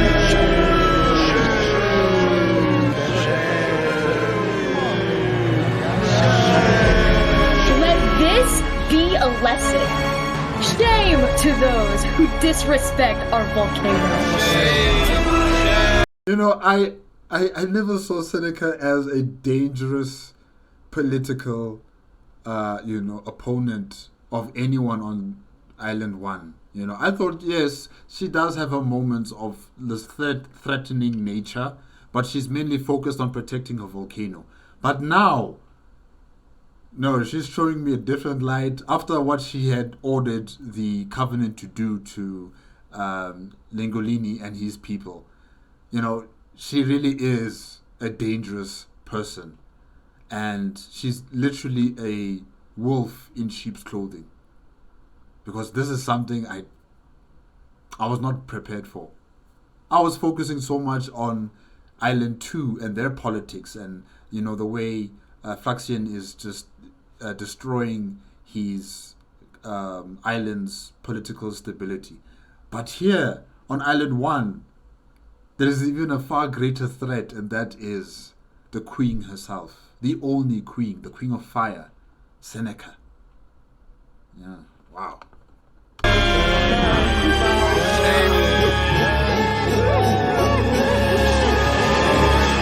Meanwhile, on the other side of the island, the Blue Cross was hosting a meeting. Vietnam, I'm getting word that Infernus is having a ceremony to burn the head of Mario. Why do they have their meeting in this structure and not at the main structure with the bell tower? I like that place. This place is nice too, I guess, but I like the bell tower place. Can't get his head back, then it's war. I will put my hands around each and every one. The leaders and representatives then decided that Infernus needed to be punished, and they Vietnam. started discussing whether or not to declare war. But then, not even a minute into the discussion, if everyone is against them, then we are not going. What? Fell from a high place. What? Benji's dead. Benji's dead. What? Why would he kill himself? Or did someone push him? Benji, the leader of Elysium, had suddenly died. And before anyone could even ask about what happened, a member of Daybreak Media made a shocking revelation. We know that Benji had been one of the people who made the call to kill Lingolini. What? Apparently, Benji had admitted to Daybreak Media that he, alongside Infernus, had approved the killing of Lingolini. Why? What do you have to gain from this, Benji? Wow. So the leader of Elysium, the leader of Infernus, the leader of the Covenant had all agreed that Linguini and his people must be eradicated at the hands of the soldiers of the Covenant nation. Man. Okay, but then what does Benji get out of this? At the time, Benji believed that killing Lingulini would finally resolve the conflict over the volcano and bring peace to the island. Are you mad? Are you mad? Oh my gosh, Benji, no. I'm so disappointed. And you come from a peaceful place. You founded the most peaceful city on Island 1. And you didn't have a mandate from your people. Oh my gosh. But he ended up seriously regretting this decision. He miscalculated big time. So he told Daybreak Media everything, exposed Infernus, and then ended his life.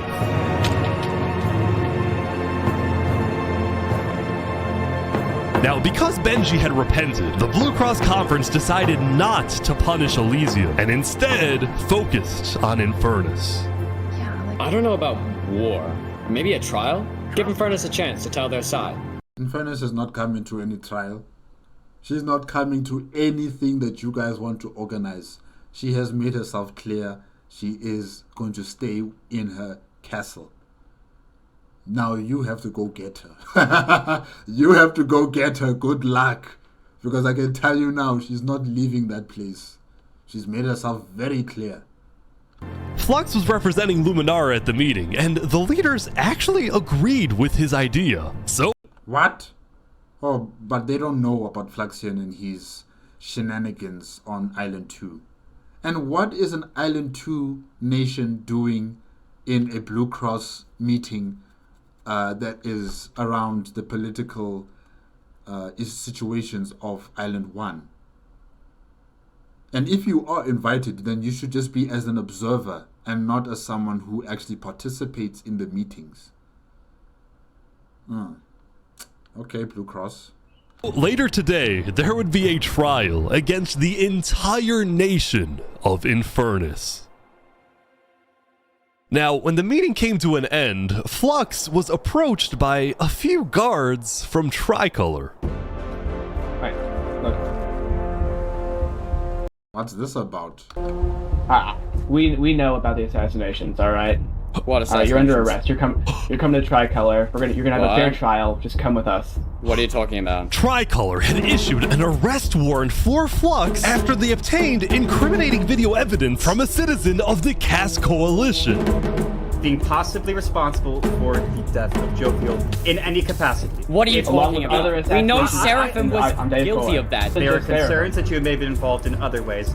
If you believe yourself innocent, I believe that you are. I trust that you're innocent because you told me you were. But right now, the most important thing you can do is simply go to the trial and prove that you're correct, which I believe This you are, is an outrage against Luminara. I cannot believe that you would accuse me of this. Now, the truth was, Tricolor wasn't necessarily convinced that Flux was guilty. They just wanted Flux to go to trial so that he could answer their questions about the videotape. Why didn't you not bring this up beforehand? So if you were guilty, then run away. You're seriously scared that I'm going to run away from a trial? You agree? Yes, you would. After what happened with the Commonwealth, we could never be too careful about stuff like that.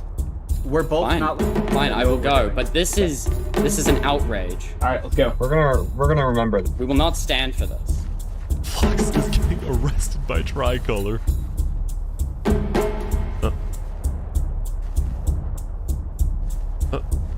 He's like stopping every few seconds. We'll stop, don't worry. Why is he doing that? The group then passed through Elysium and were about to sail off to Island 2 until... Oh, new kids.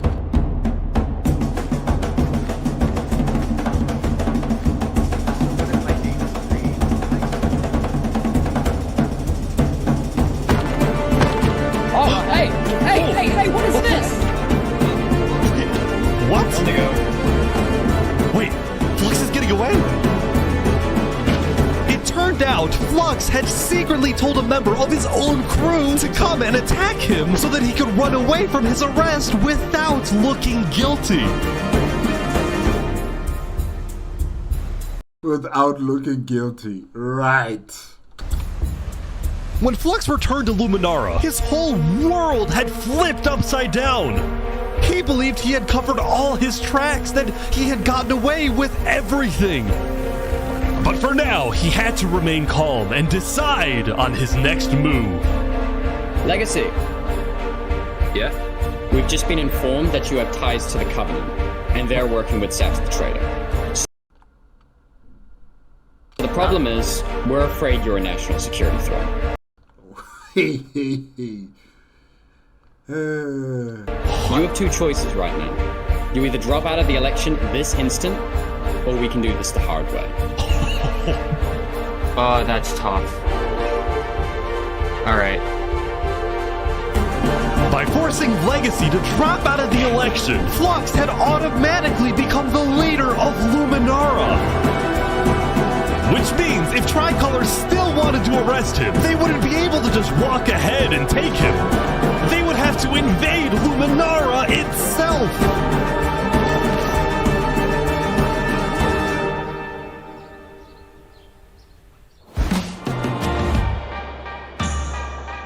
Yesterday, Emperor Spoon had caused a lot of chaos with his failed attempts to capture Knight Arcturus. So he spent day 9 repairing relationships, but also forming new ones. For example, earlier, Spoon had received a message from a player named Addison27 who wanted to sell Joe Fuel's head in exchange for netherite. Spoon accepted the deal, gave Addison a place to meet him at, but then he gave Addison's location straight to Tricolor. Armor. Show us the head. Yeah, there it is. Oh, no. Give it right now. I got it. Now, this actually led to an alliance between Westhelm and Tricolor, the first ever multi-island alliance, and a strategic move by Spoon to befriend the neighbors of the Commonwealth. Later, Spoon also visited the Covenant after he heard about some civil unrest going on. In the Covenant? So they all just left, just like that? Apparently, about half of the Covenant's entire population had decided to leave the Covenant. This is because they believed TurnTap was betraying the Covenant's values by constantly trading and associating with Island 2. And what made a lot of them really angry was the fact that TurnTap was making them protect Saps. See, originally, TurnTap had only brought Saps in to get diamonds for his army. But the more he heard about Saps' story, the more he became captivated by Saps and wanted to help him. In fact, the reason TurnTap had acted strangely on day 7 wasn't because he was thinking about killing Saps. It was because he had just saved Saps from the Alcaracina pirates, and he was worried that the pirates would attack the Covenant in retaliation. Yeah. TurnTap, I'm sorry. I'm so sorry. It's just that it's hard to trust, you know? Anyway, now that TurnTap had the pirates against him, as well as much of the Covenant forces, which TurnTap himself had trained to be ruthless, it's fair to say that his life was in grave danger. And the Covenant is also in great danger. Its power base is being eroded by this, splintering of its people. But before he and Spoon could figure out a solution, the Covenant suddenly had a surprise visitor. Come here, you're under arrest. Uh-oh. Yo, they're trying to kill me? Oh, it's you. You killed our leaders. You destroyed our island. After days upon days of searching, the Commonwealth had finally found Saps. It's literally the guy. Saps is now hiding. This player, Zekor, was now the main diplomat of the Commonwealth, and he knew that this was his opportunity to finally kill Saps. The last thing he needed to do was to convince Spood to hand Saps over. Spood, come here. Please, let's have a talk. Let's have a chat. Are you... Did you just say come here to the Emperor? The Emperor of Westhelm. You just told him to come here. A diplomat You're not even the head of state of the Commonwealth. Know your place. A friend of this criminal behind you. Alright, could you guys come inside? Oh boy. Here we go. We can put all of our fighting behind us. I propose a trade. You give me Saparada, and the Commonwealth gives you Knight Arcturus. Oh, so you do know where Knight Arcturus is. Uh-huh. Oh wow. RT for Zaps. I mean, where would this happen? You can let us take Saparada now, and then we can kill Arcturus for you. No. No. No. No, don't kill him. He needs to fight in the Colosseum. Alright, we can make that work as well. Wait, so you're saying you know where he is? It's interesting because Sitzkrieg said he didn't. Okay. We don't have You can't trust the Commonwealth. These people are liars. him. We do not know where he's at. Look, he comes back every now and then. We'll find him. Really? Is that so? Why would I lie? Please. So you'll find him for me? Spood, don't do this. Look, Spood, I have to be honest. I'm shocked that you're defending this criminal. Either you accept this deal right now, or I tell everyone from back home that you're harboring Saparada. They'll all declare war on you, and this will be the end of Westhelm. Are you threatening the Emperor of Westhelm? Are you threatening Westhelm? Diplomat, know your place. Know your place. Be careful with your words. What is that saying? Watch your tongue.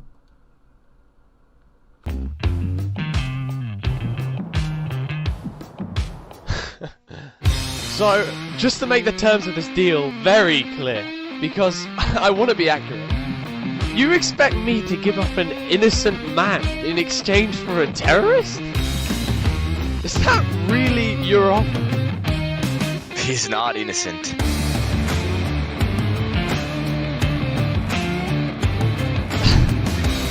Alright.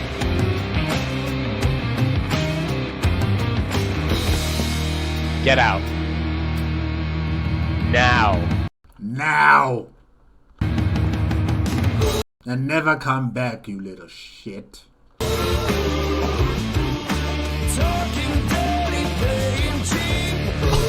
And that's why I love the Emperor.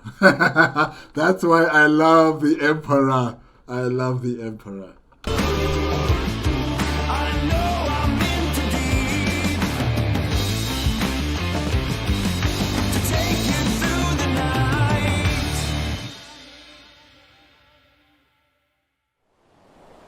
Soon, it would be time for the trial of Infernus, which had become a very anticipated event because Seneca had told everyone that she actually planned to attend.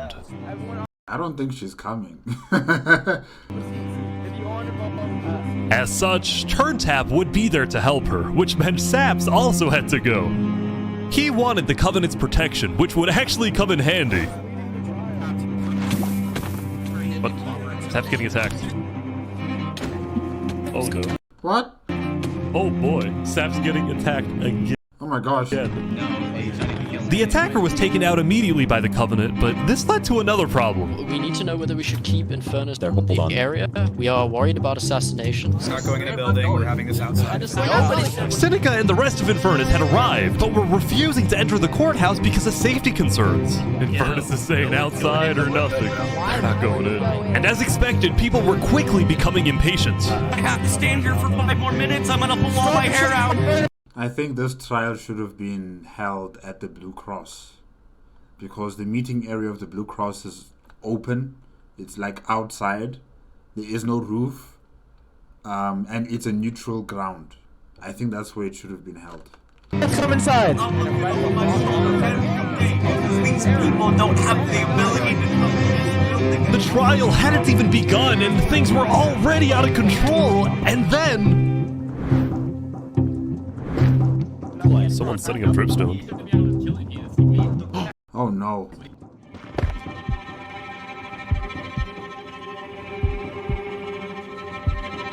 Saps!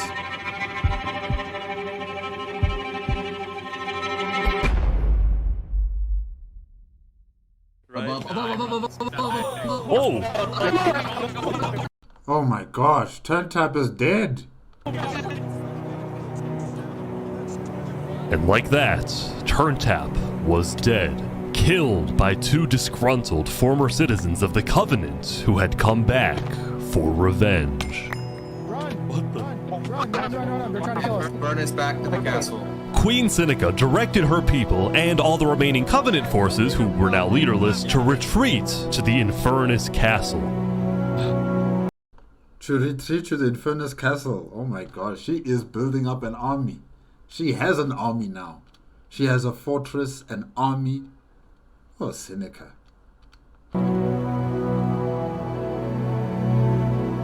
I mean, look at this place.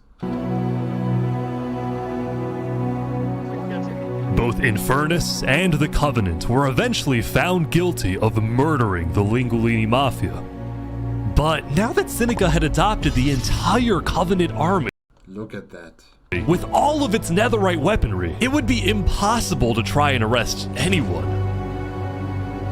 Saps, meanwhile, was abandoned at the courthouse, so he ran all the way to Westhelm to Emperor Spood, who was apparently dealing with a new political crisis.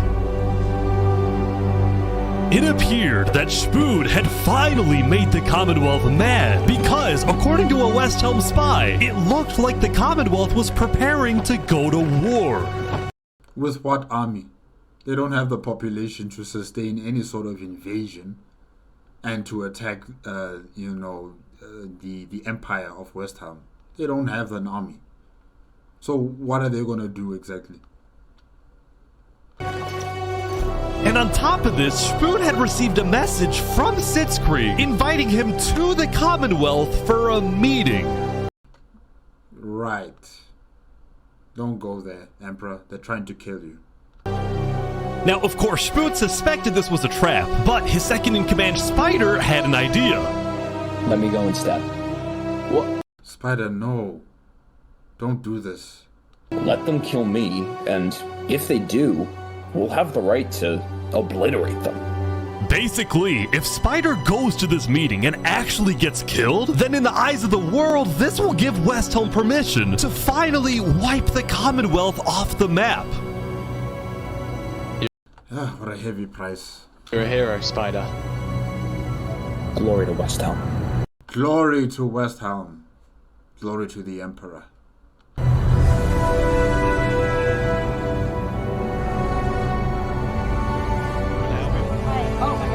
These guys are all waiting for something to happen.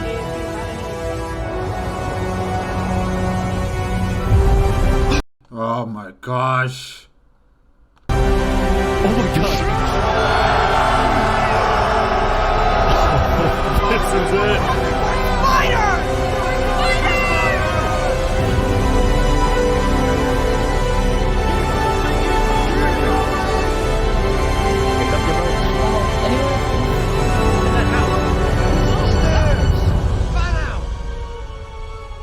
Wait, what?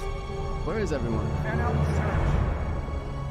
The Commonwealth had been completely abandoned. Demolish that entire city. If you can. Demolish everything. Raze it to the ground. See, after Zekor's meeting with Spood, Sitzkrieg had tried to rally all of Island 2 against Westhelm, but not a single nation joined him. Exactly. I like that. I like that.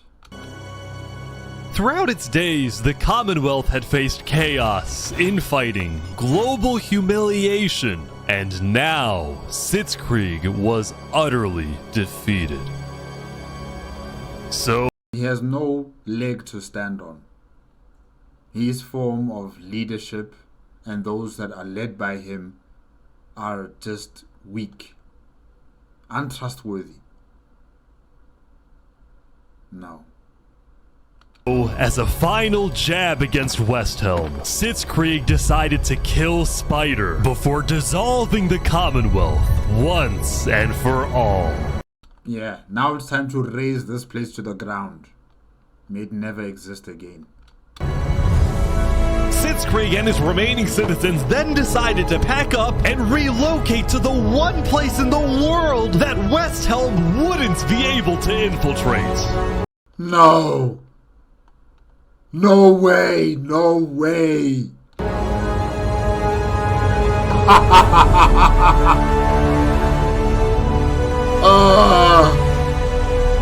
Come on in, guys. Welcome to Infernus. Thank you, Seneca. Seneca! Oh my gosh, lady. There are so many people. Oh my god. Infernus is massive.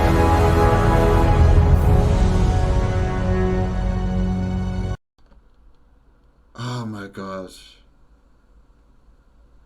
And the Emperor is definitely going to go to war with Seneca over this situation. I think he definitely is. The people will demand blood and justice.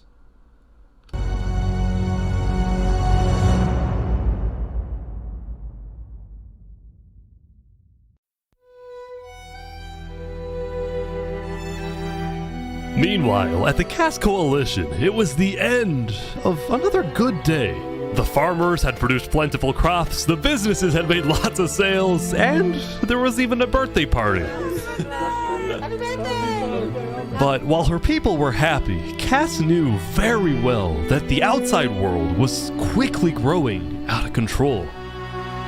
As leader, it was Cass's duty to keep track of all the world conflicts. But by day 9, they were simply overwhelming. She watched from afar as the Commonwealth fell apart. She watched as world leaders died left and right. She watched Infernus avoid justice by blocking themselves off, with Netherite at their defense, as well as the volcano's sheer height. Yet despite all the turmoil, Kaz spent most of the day trying to solve what was now the world's biggest mystery. Who had really murdered all the Island 2 leaders? Was it Saps, or was it Flux? See, earlier at the Blue Cross meeting, members of the Caste Coalition were listening carefully.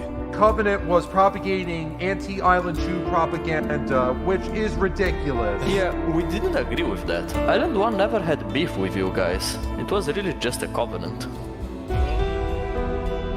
They can see that Island 1 is gearing up to invade us. Then at least they'll know I tried to warn them when Island 1 comes and kills us all. But the Covenant was going to invade us, right? Honestly, probably not. I think they were just trying to scare you guys.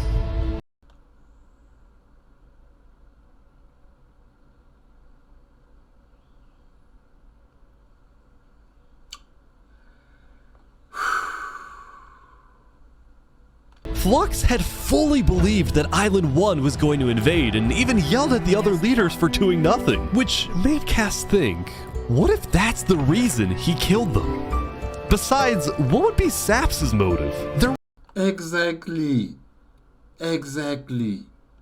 What would be Saps' motive to kill all those leaders? That should have been the first question you guys should have asked yourselves when you started blaming Saps for the murder of those people. What would be his motive? The man is a hermit. He lives on an island alone. There is no resources that he desires. There's no power that he desires. What would he want with killing so many people who are in important positions of their countries? What? Aye. Oh, Saps. Wasn't even a motive alleged during his trial, yet he was still found guilty. In fact, thinking back, the trial itself was suspiciously short, and the judge made a decision very quickly. It was a sham. Well, on day 9, one of Cass's citizens was scouting the Commonwealth and figured out why.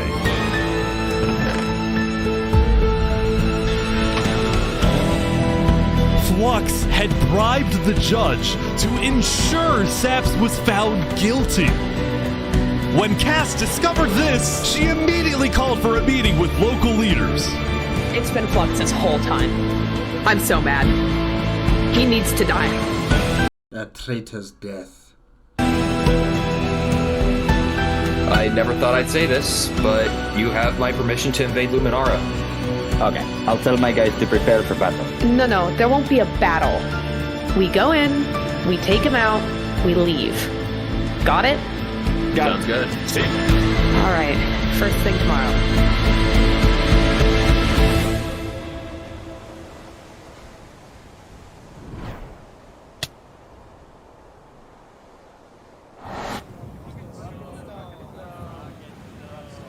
Welcome, everyone.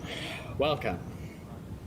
We gather here today because, well, we never got the opportunity to properly mourn our previous leader. Oh, shut up. 3 Below. What's going on here?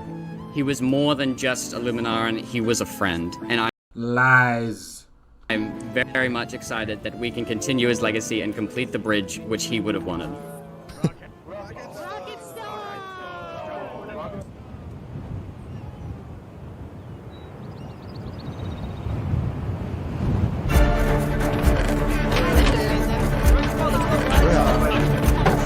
All right, let's go.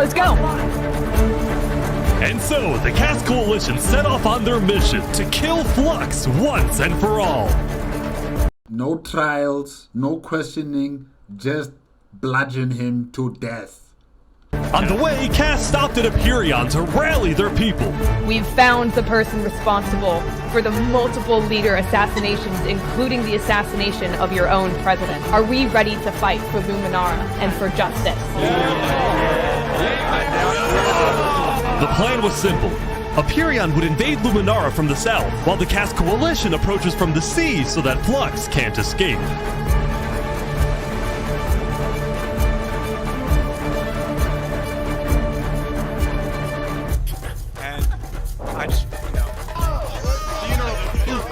Oh, they're here! They're here! Flux is running. Surrender! They're after him. Surrender, Flux! I don't want to do this! Oh! Okay, wait. Wait, surrender! Okay, surrender. I'm not moving. Flux, you are under arrest, killing Jag, Alki, members of Tricolor, and leader of Commonwealth. This is an outrage! And attempting my assassination! Hey, stop! Flux had stopped and surrendered, but there was a bit of confusion. He's entitled to a fair trial. Wait, I thought it was... Fair trial? No. Not now. Not now. Not him. Going in, Cass had been under the impression that the people of Luminara wanted Flux to be overthrown, when in reality most Luminarans knew nothing about his crimes. Just like most of everybody else on Island 2, no one suspected Fluxian would be the one. So yeah. To a mass murderer right now. Don't let him get through the crowds, guys. Where's Legacy? Luminarans, do you want this man alive? Yeah, entitled to a fair trial. Yeah. Oh, come on. Yes. All of a sudden, Cass wasn't sure about what to do. Until... Hey, stay. Oh, he's running. He's running.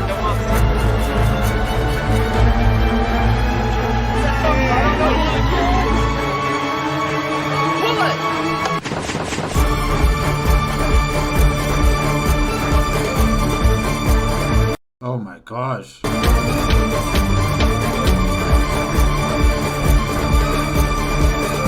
my gosh! Oh my god! He's actually the killer. Flux had killed 5 people using a secret track he had built the day before. This bought him just enough time to escape. You block up behind. That said, Flux knew there'd be a lot of people after him, so when he dug to the surface, he ran straight to the ocean and fled Island 2. I know where he's going. I know where he's going. The only queen, the only woman who will protect him. The only person left. And that is Queen Seneca of Infernus.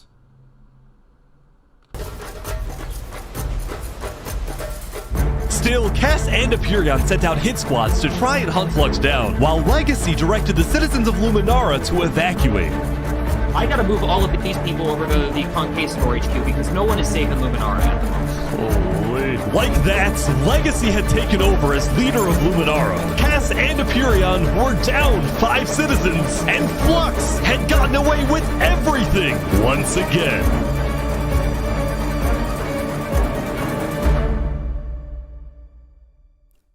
Or so he thought.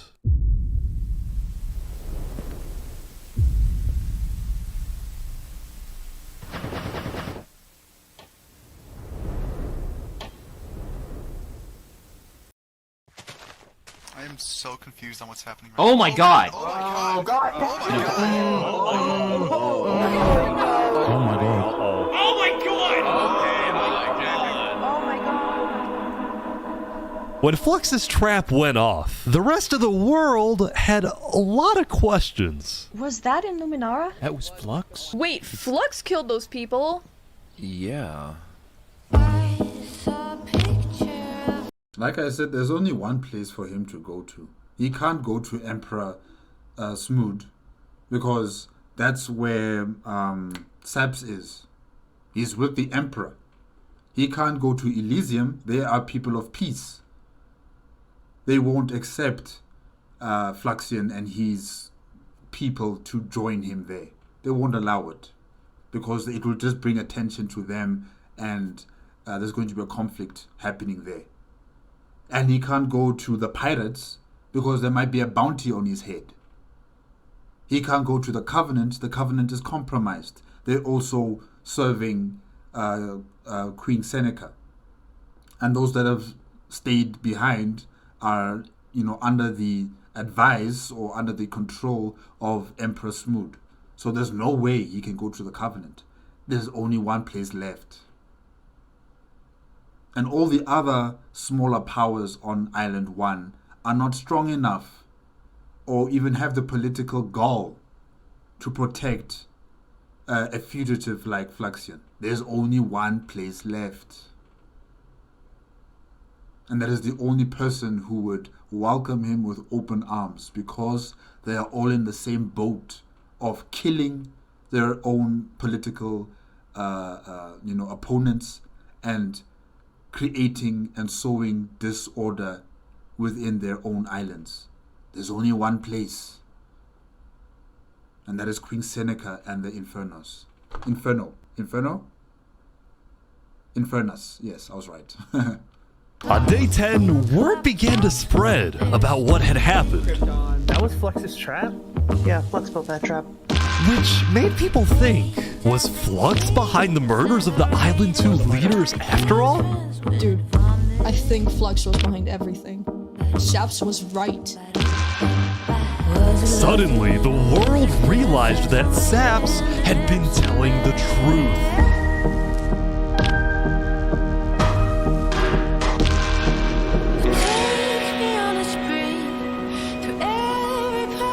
Saps, how do you feel? Dude, finally, I'm so happy. For the first time since he had gone into hiding, Saps had been vindicated, proven innocent, and the world was finally on his side.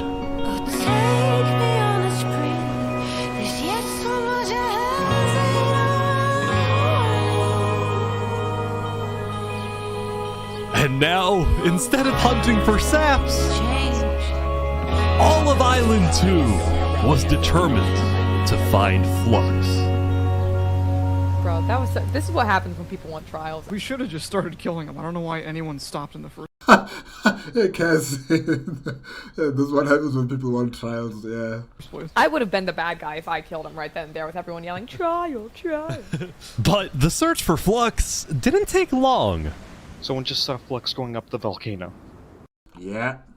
Oh, you're kidding. Layer by layer. There's only one place left. I didn't know narrowness in my childhood. Queen Seneca had offered Flux refuge at Infernus under the condition that he and his crew build deadly traps all around the volcano perimeter so that nobody can break in.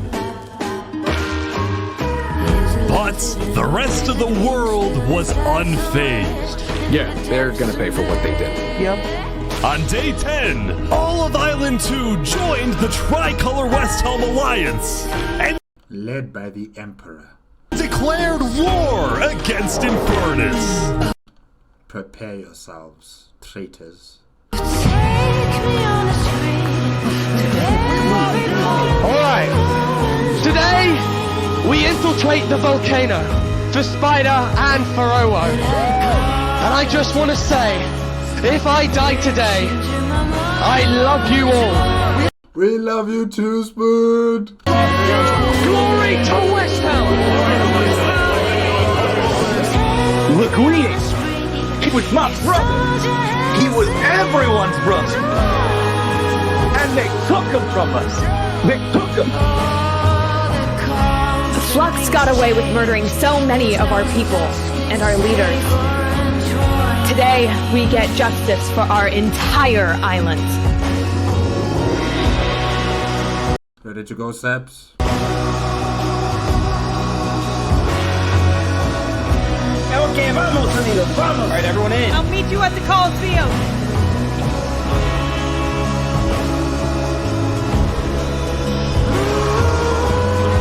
Let's go, let's go! Come on! Alright, let's go, everyone!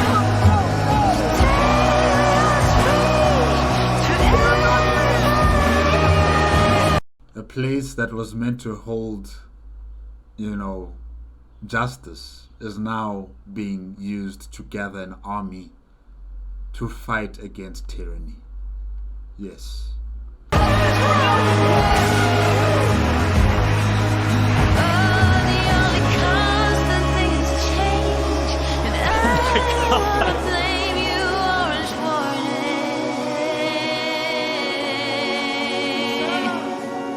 I'm so proud of the Emperor.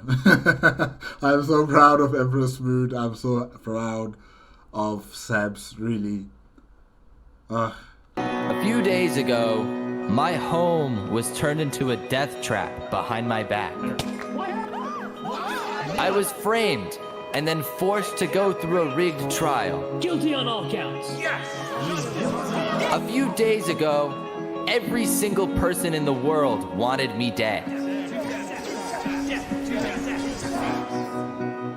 But today, you all know the truth about who really killed our leaders and our friends. Today, we walk ahead, we storm the volcano, and we get justice!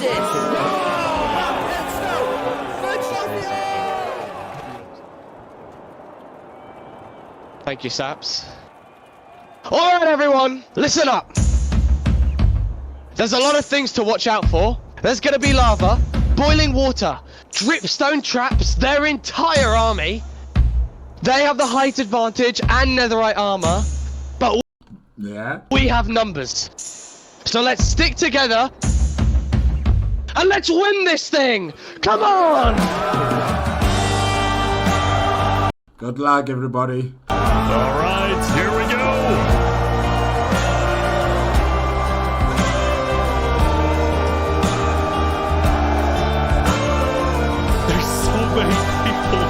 Prepare yourself, Seneca. You make me all blind with your civil rights. You demand that I eternize your name. Walk ahead. Oh my God. I think there might be a problem. It's okay. You cover us in shame and I take the blame. Living by the rules, Teen Witch, high school blues. Walk ahead.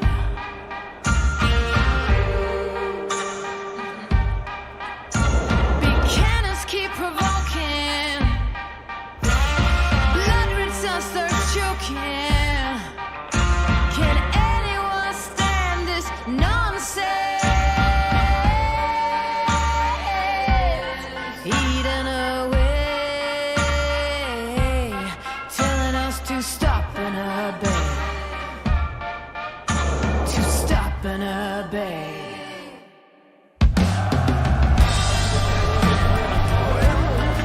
water on the lava, but the water still burns.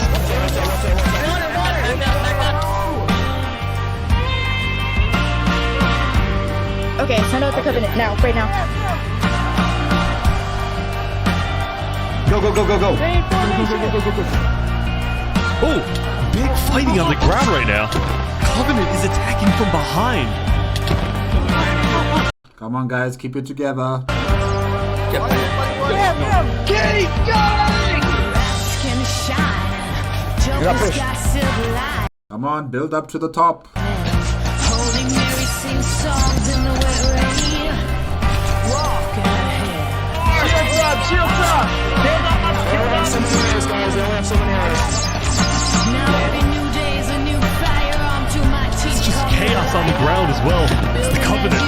Someone show me someone living with desire. Get down off our mountain!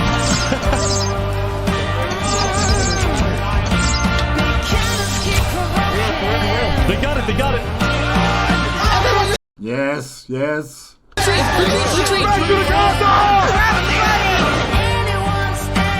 The bridge.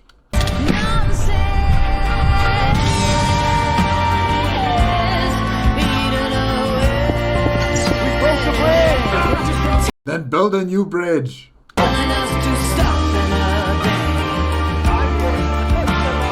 final push, here we go.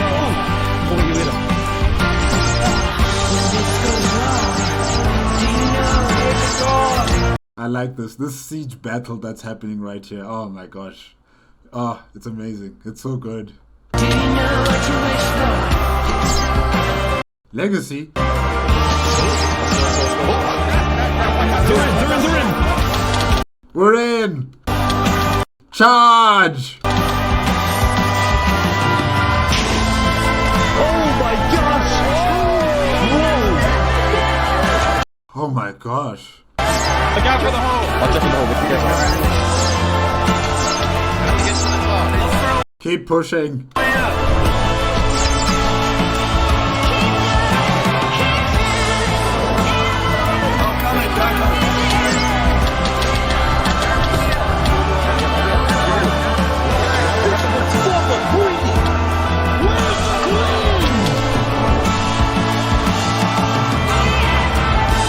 Time to fight and die, Seneca.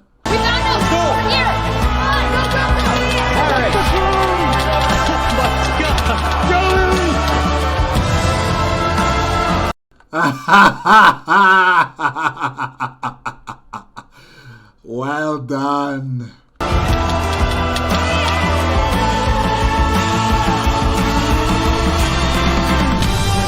Goodbye, goodbye.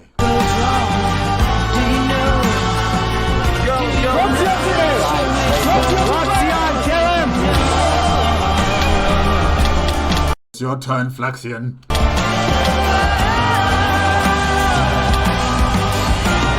Don't let him escape.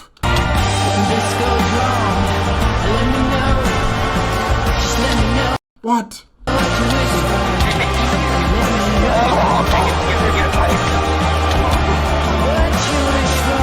What?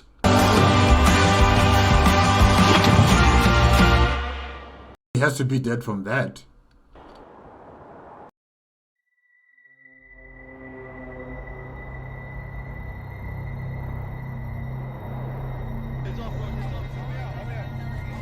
Wait, where's the confirmation that he's dead? I don't see the message.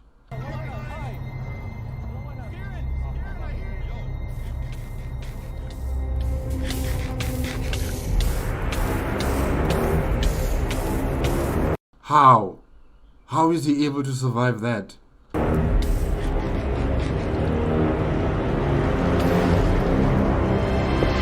No. Surely not. How? How?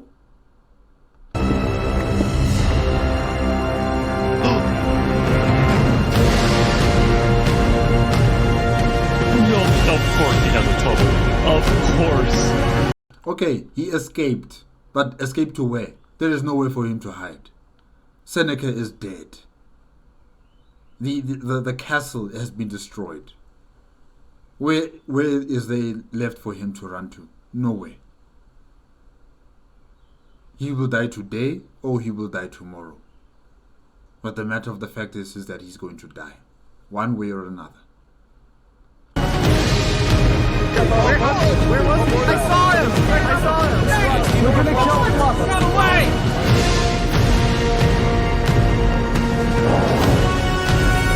He's missing? Hold on.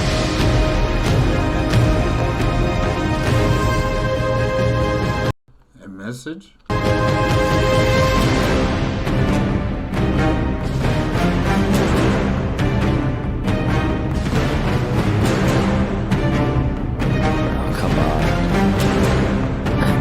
Alright guys, let's go.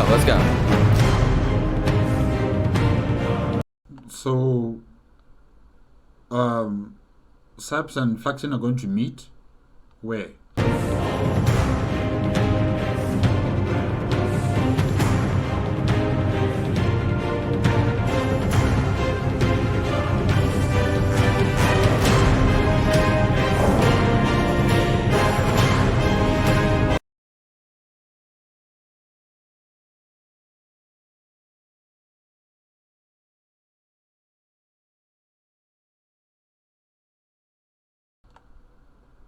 Sorry guys, I don't know what's going on, but there's no sound. Okay, hold on. Just hold on a minute.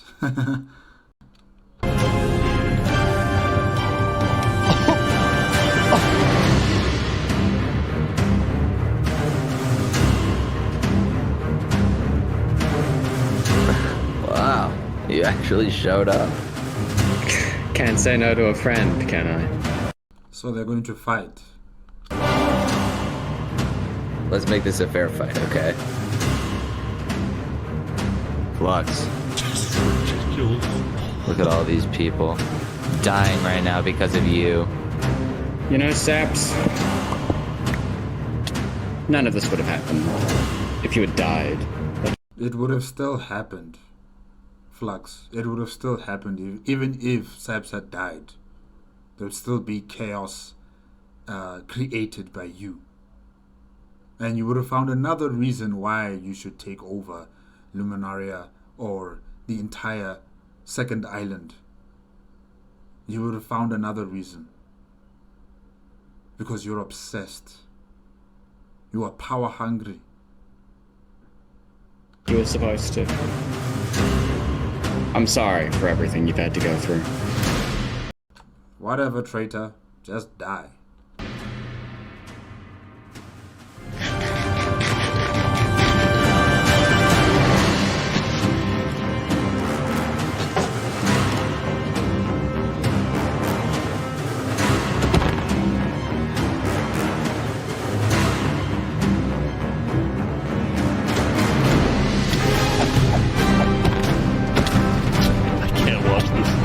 Come on, Saps.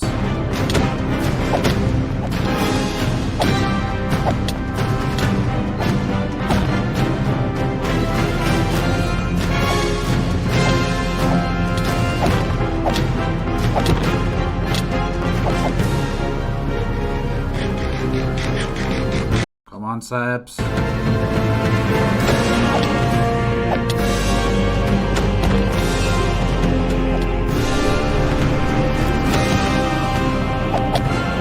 Come on, Saparada. Oh my gosh! Yes.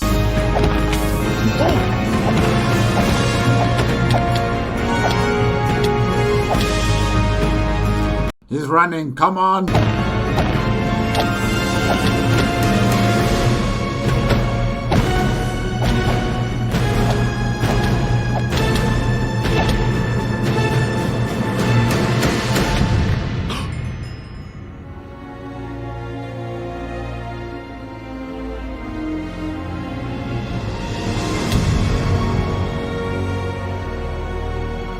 Yes. Well done. Well done.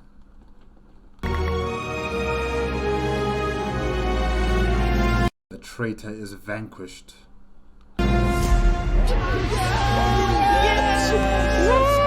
Oh my gosh. Good job, Sam. Good job. I have his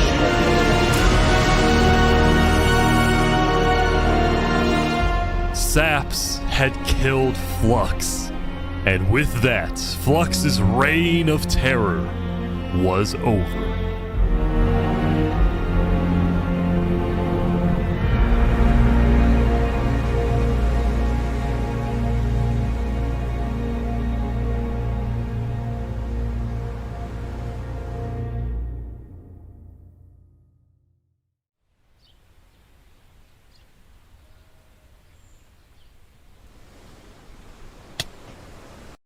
Oh my gosh. 129 from the first island and 191 from the second island. That's a lot of people gone. It must be very quiet now.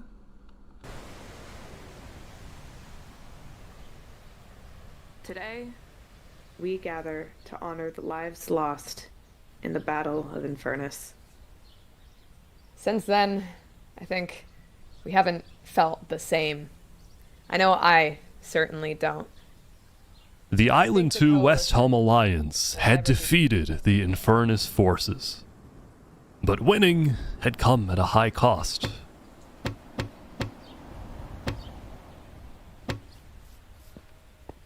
After the war, people across the world took time to mourn their dead, reflect upon the battle, and then, eventually, decide how to move on.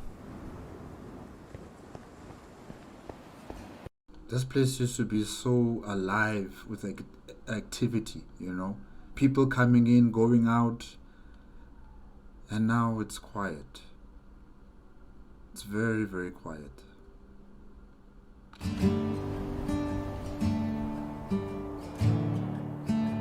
Now that Infernus, the Covenant, and the Commonwealth were off the map, there were talks of creating a new world government. But ultimately, it never really materialized, and all the remaining nations just agreed to do their own thing and have peace. In the corner of the crowded Island 1 had taken the brunt of the war. Crops trampled, the big tree scorched, the volcano ravaged. As a result, people across Island 1 struggled after the war. Oh my gosh, people are killing themselves. Some of them joined cults, while others moved to Island 2 in search of a better life. Elysium was fine though.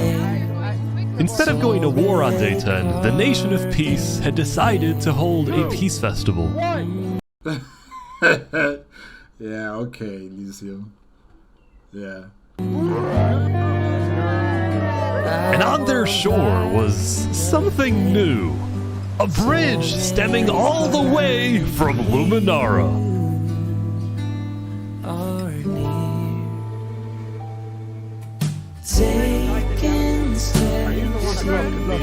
And so everybody lived on in peace, including Saps, who at long last had returned to Island 2. Am I strong enough? This brings back memories. Still, the world wasn't totally conflict-free. The Cass Coalition Bakery was yet to be exposed for causing the death of Wood Daddy. And Knight Arcturus was still in hiding, yet to be found by West Helm. It's a big world, so it's not a surprise that many stories like these may just never end. But I think there's some beauty in that. Do we all so slowly lose control? The song is beautiful. As emotions overflow. Yeah, we still have some work to do. We will catch that traitor. But tonight you can rest. You've made your emperor very proud. Or do we all Jury, you have heard all of the evidence. If you find Thomas 5200 guilty of aiding Fluxion with his reign of terror, jump now. Time to die, Thomas. Thomas, May you find mercy in the end, senor.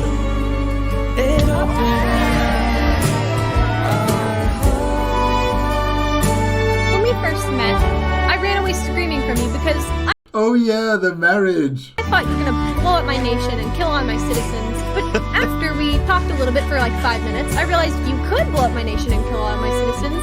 But that doesn't mean you will. Barbie, do you take Oppenheimer to be your one and only kin? I do. Oppenheimer, same thing. I do. Now, at this time, Barbie and Oppenheimer have requested that instead of rings, they will both exchange something slightly different. If you would please turn your attention to the nuclear bomb that's behind us. 3, 2, 1.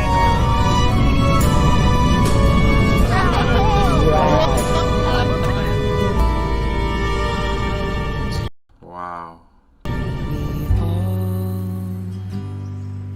So slowly lose control. You're finally home, Saps. As emotions overflow, falling into the unknown. Or do we hold guard our small fragile hearts as we softly breaking apart, afraid to give in to the storm and open up our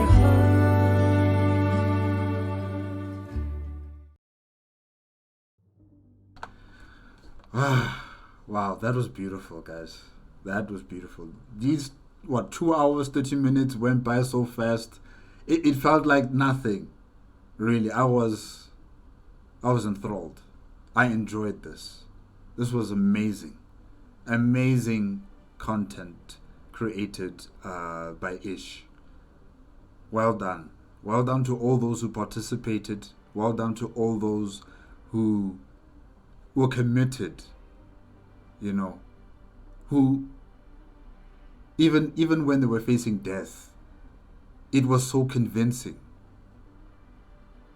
Really, I was enthralled by all of this. It was so enjoyable to watch, so enjoyable to listen to, Ish and his perspective and all the other player characters, or should I say players, in this entire experiment. Really, it was just enjoyable to listen to all of you talk, interact with one another, interact with Ish. Really, this was amazing. I can see why Minecraft is such a popular game. I mean, if you can do something like this, truly the sky is the limit.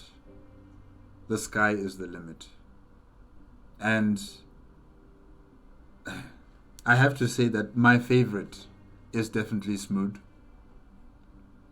Smood is the emperor the first island needed, and his empire, West Helm, was just perfectly situated, and they created such a unique society, very Romanesque, if I can say that. And I really did enjoy that civilization. I enjoyed the people of that civilization. They were alive. They were electric. And also, I must admit that the CAS Coalition also impressed me. Their people were also very strong-willed, determined, and they governed themselves. CAS didn't really need to do much. She just needed to do enough, and the rest of her people did everything by themselves, and they governed their lands and their country very well. Really, I was impressed. I thought that they would be one of the first on Island 2 to collapse, but they proved me wrong.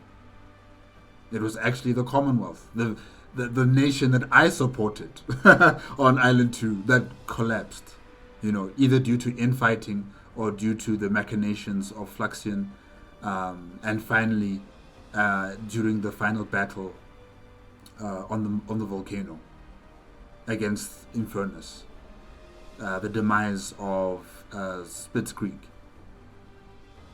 So really, I was impressed with the Cass Coalition. They really became the dog of that entire island. Can I call it? No, not the dog, but the leader, the true leader of that island. Yes, let me say it like that. Sorry.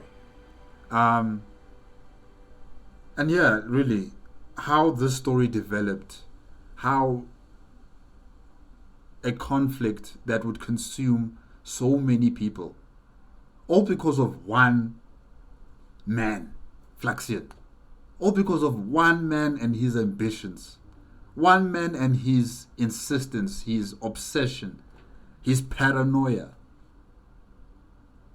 One man, and it consumed 2 islands into a conflict.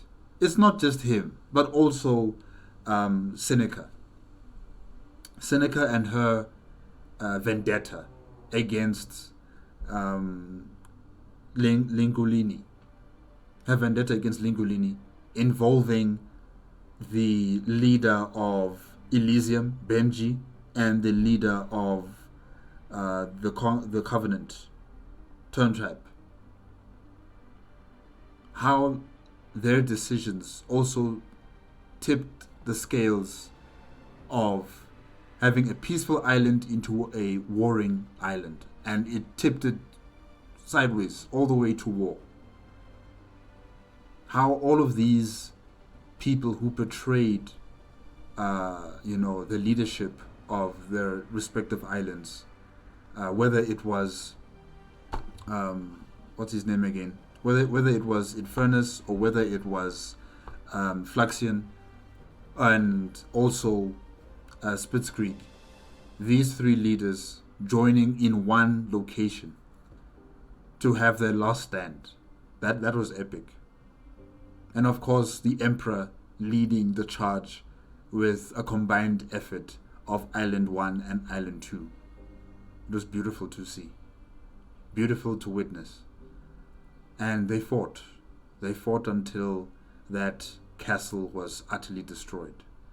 And it was a heavy price to pay, because now both islands are very quiet. Many of the settlements are either abandoned or they aren't going to be used by anyone. Some of them will be in disrepair, especially Infernus. That place is utterly destroyed. And yeah, to think that in the beginning, day 1, there were 500 people on Island 1 and Island 2, and now we're down to 100 and something. It's sad. It's sad what has happened, but at least now there's peace. Yeah. And all we can do is just hope for the best for everybody in that universe of the 2 islands. And yeah, good luck to all of them. This was nice. Thank you, Ish. Thank you very much for creating this content. Adrian12375, thank you for the request. This was amazing. I can see why you insisted. I can see why. Really, I enjoyed myself with this video. Yeah, this was amazing. Thank you, guys. Alright. Remember, if you want to check out the original video as well as Ish YouTube channel, the links are going to be in the description below. If you like my reaction, give it a like, comment, and subscribe to my channel. Click on the notification bell if you want to be up to date with my latest videos, and I'll see you guys next time. Okay?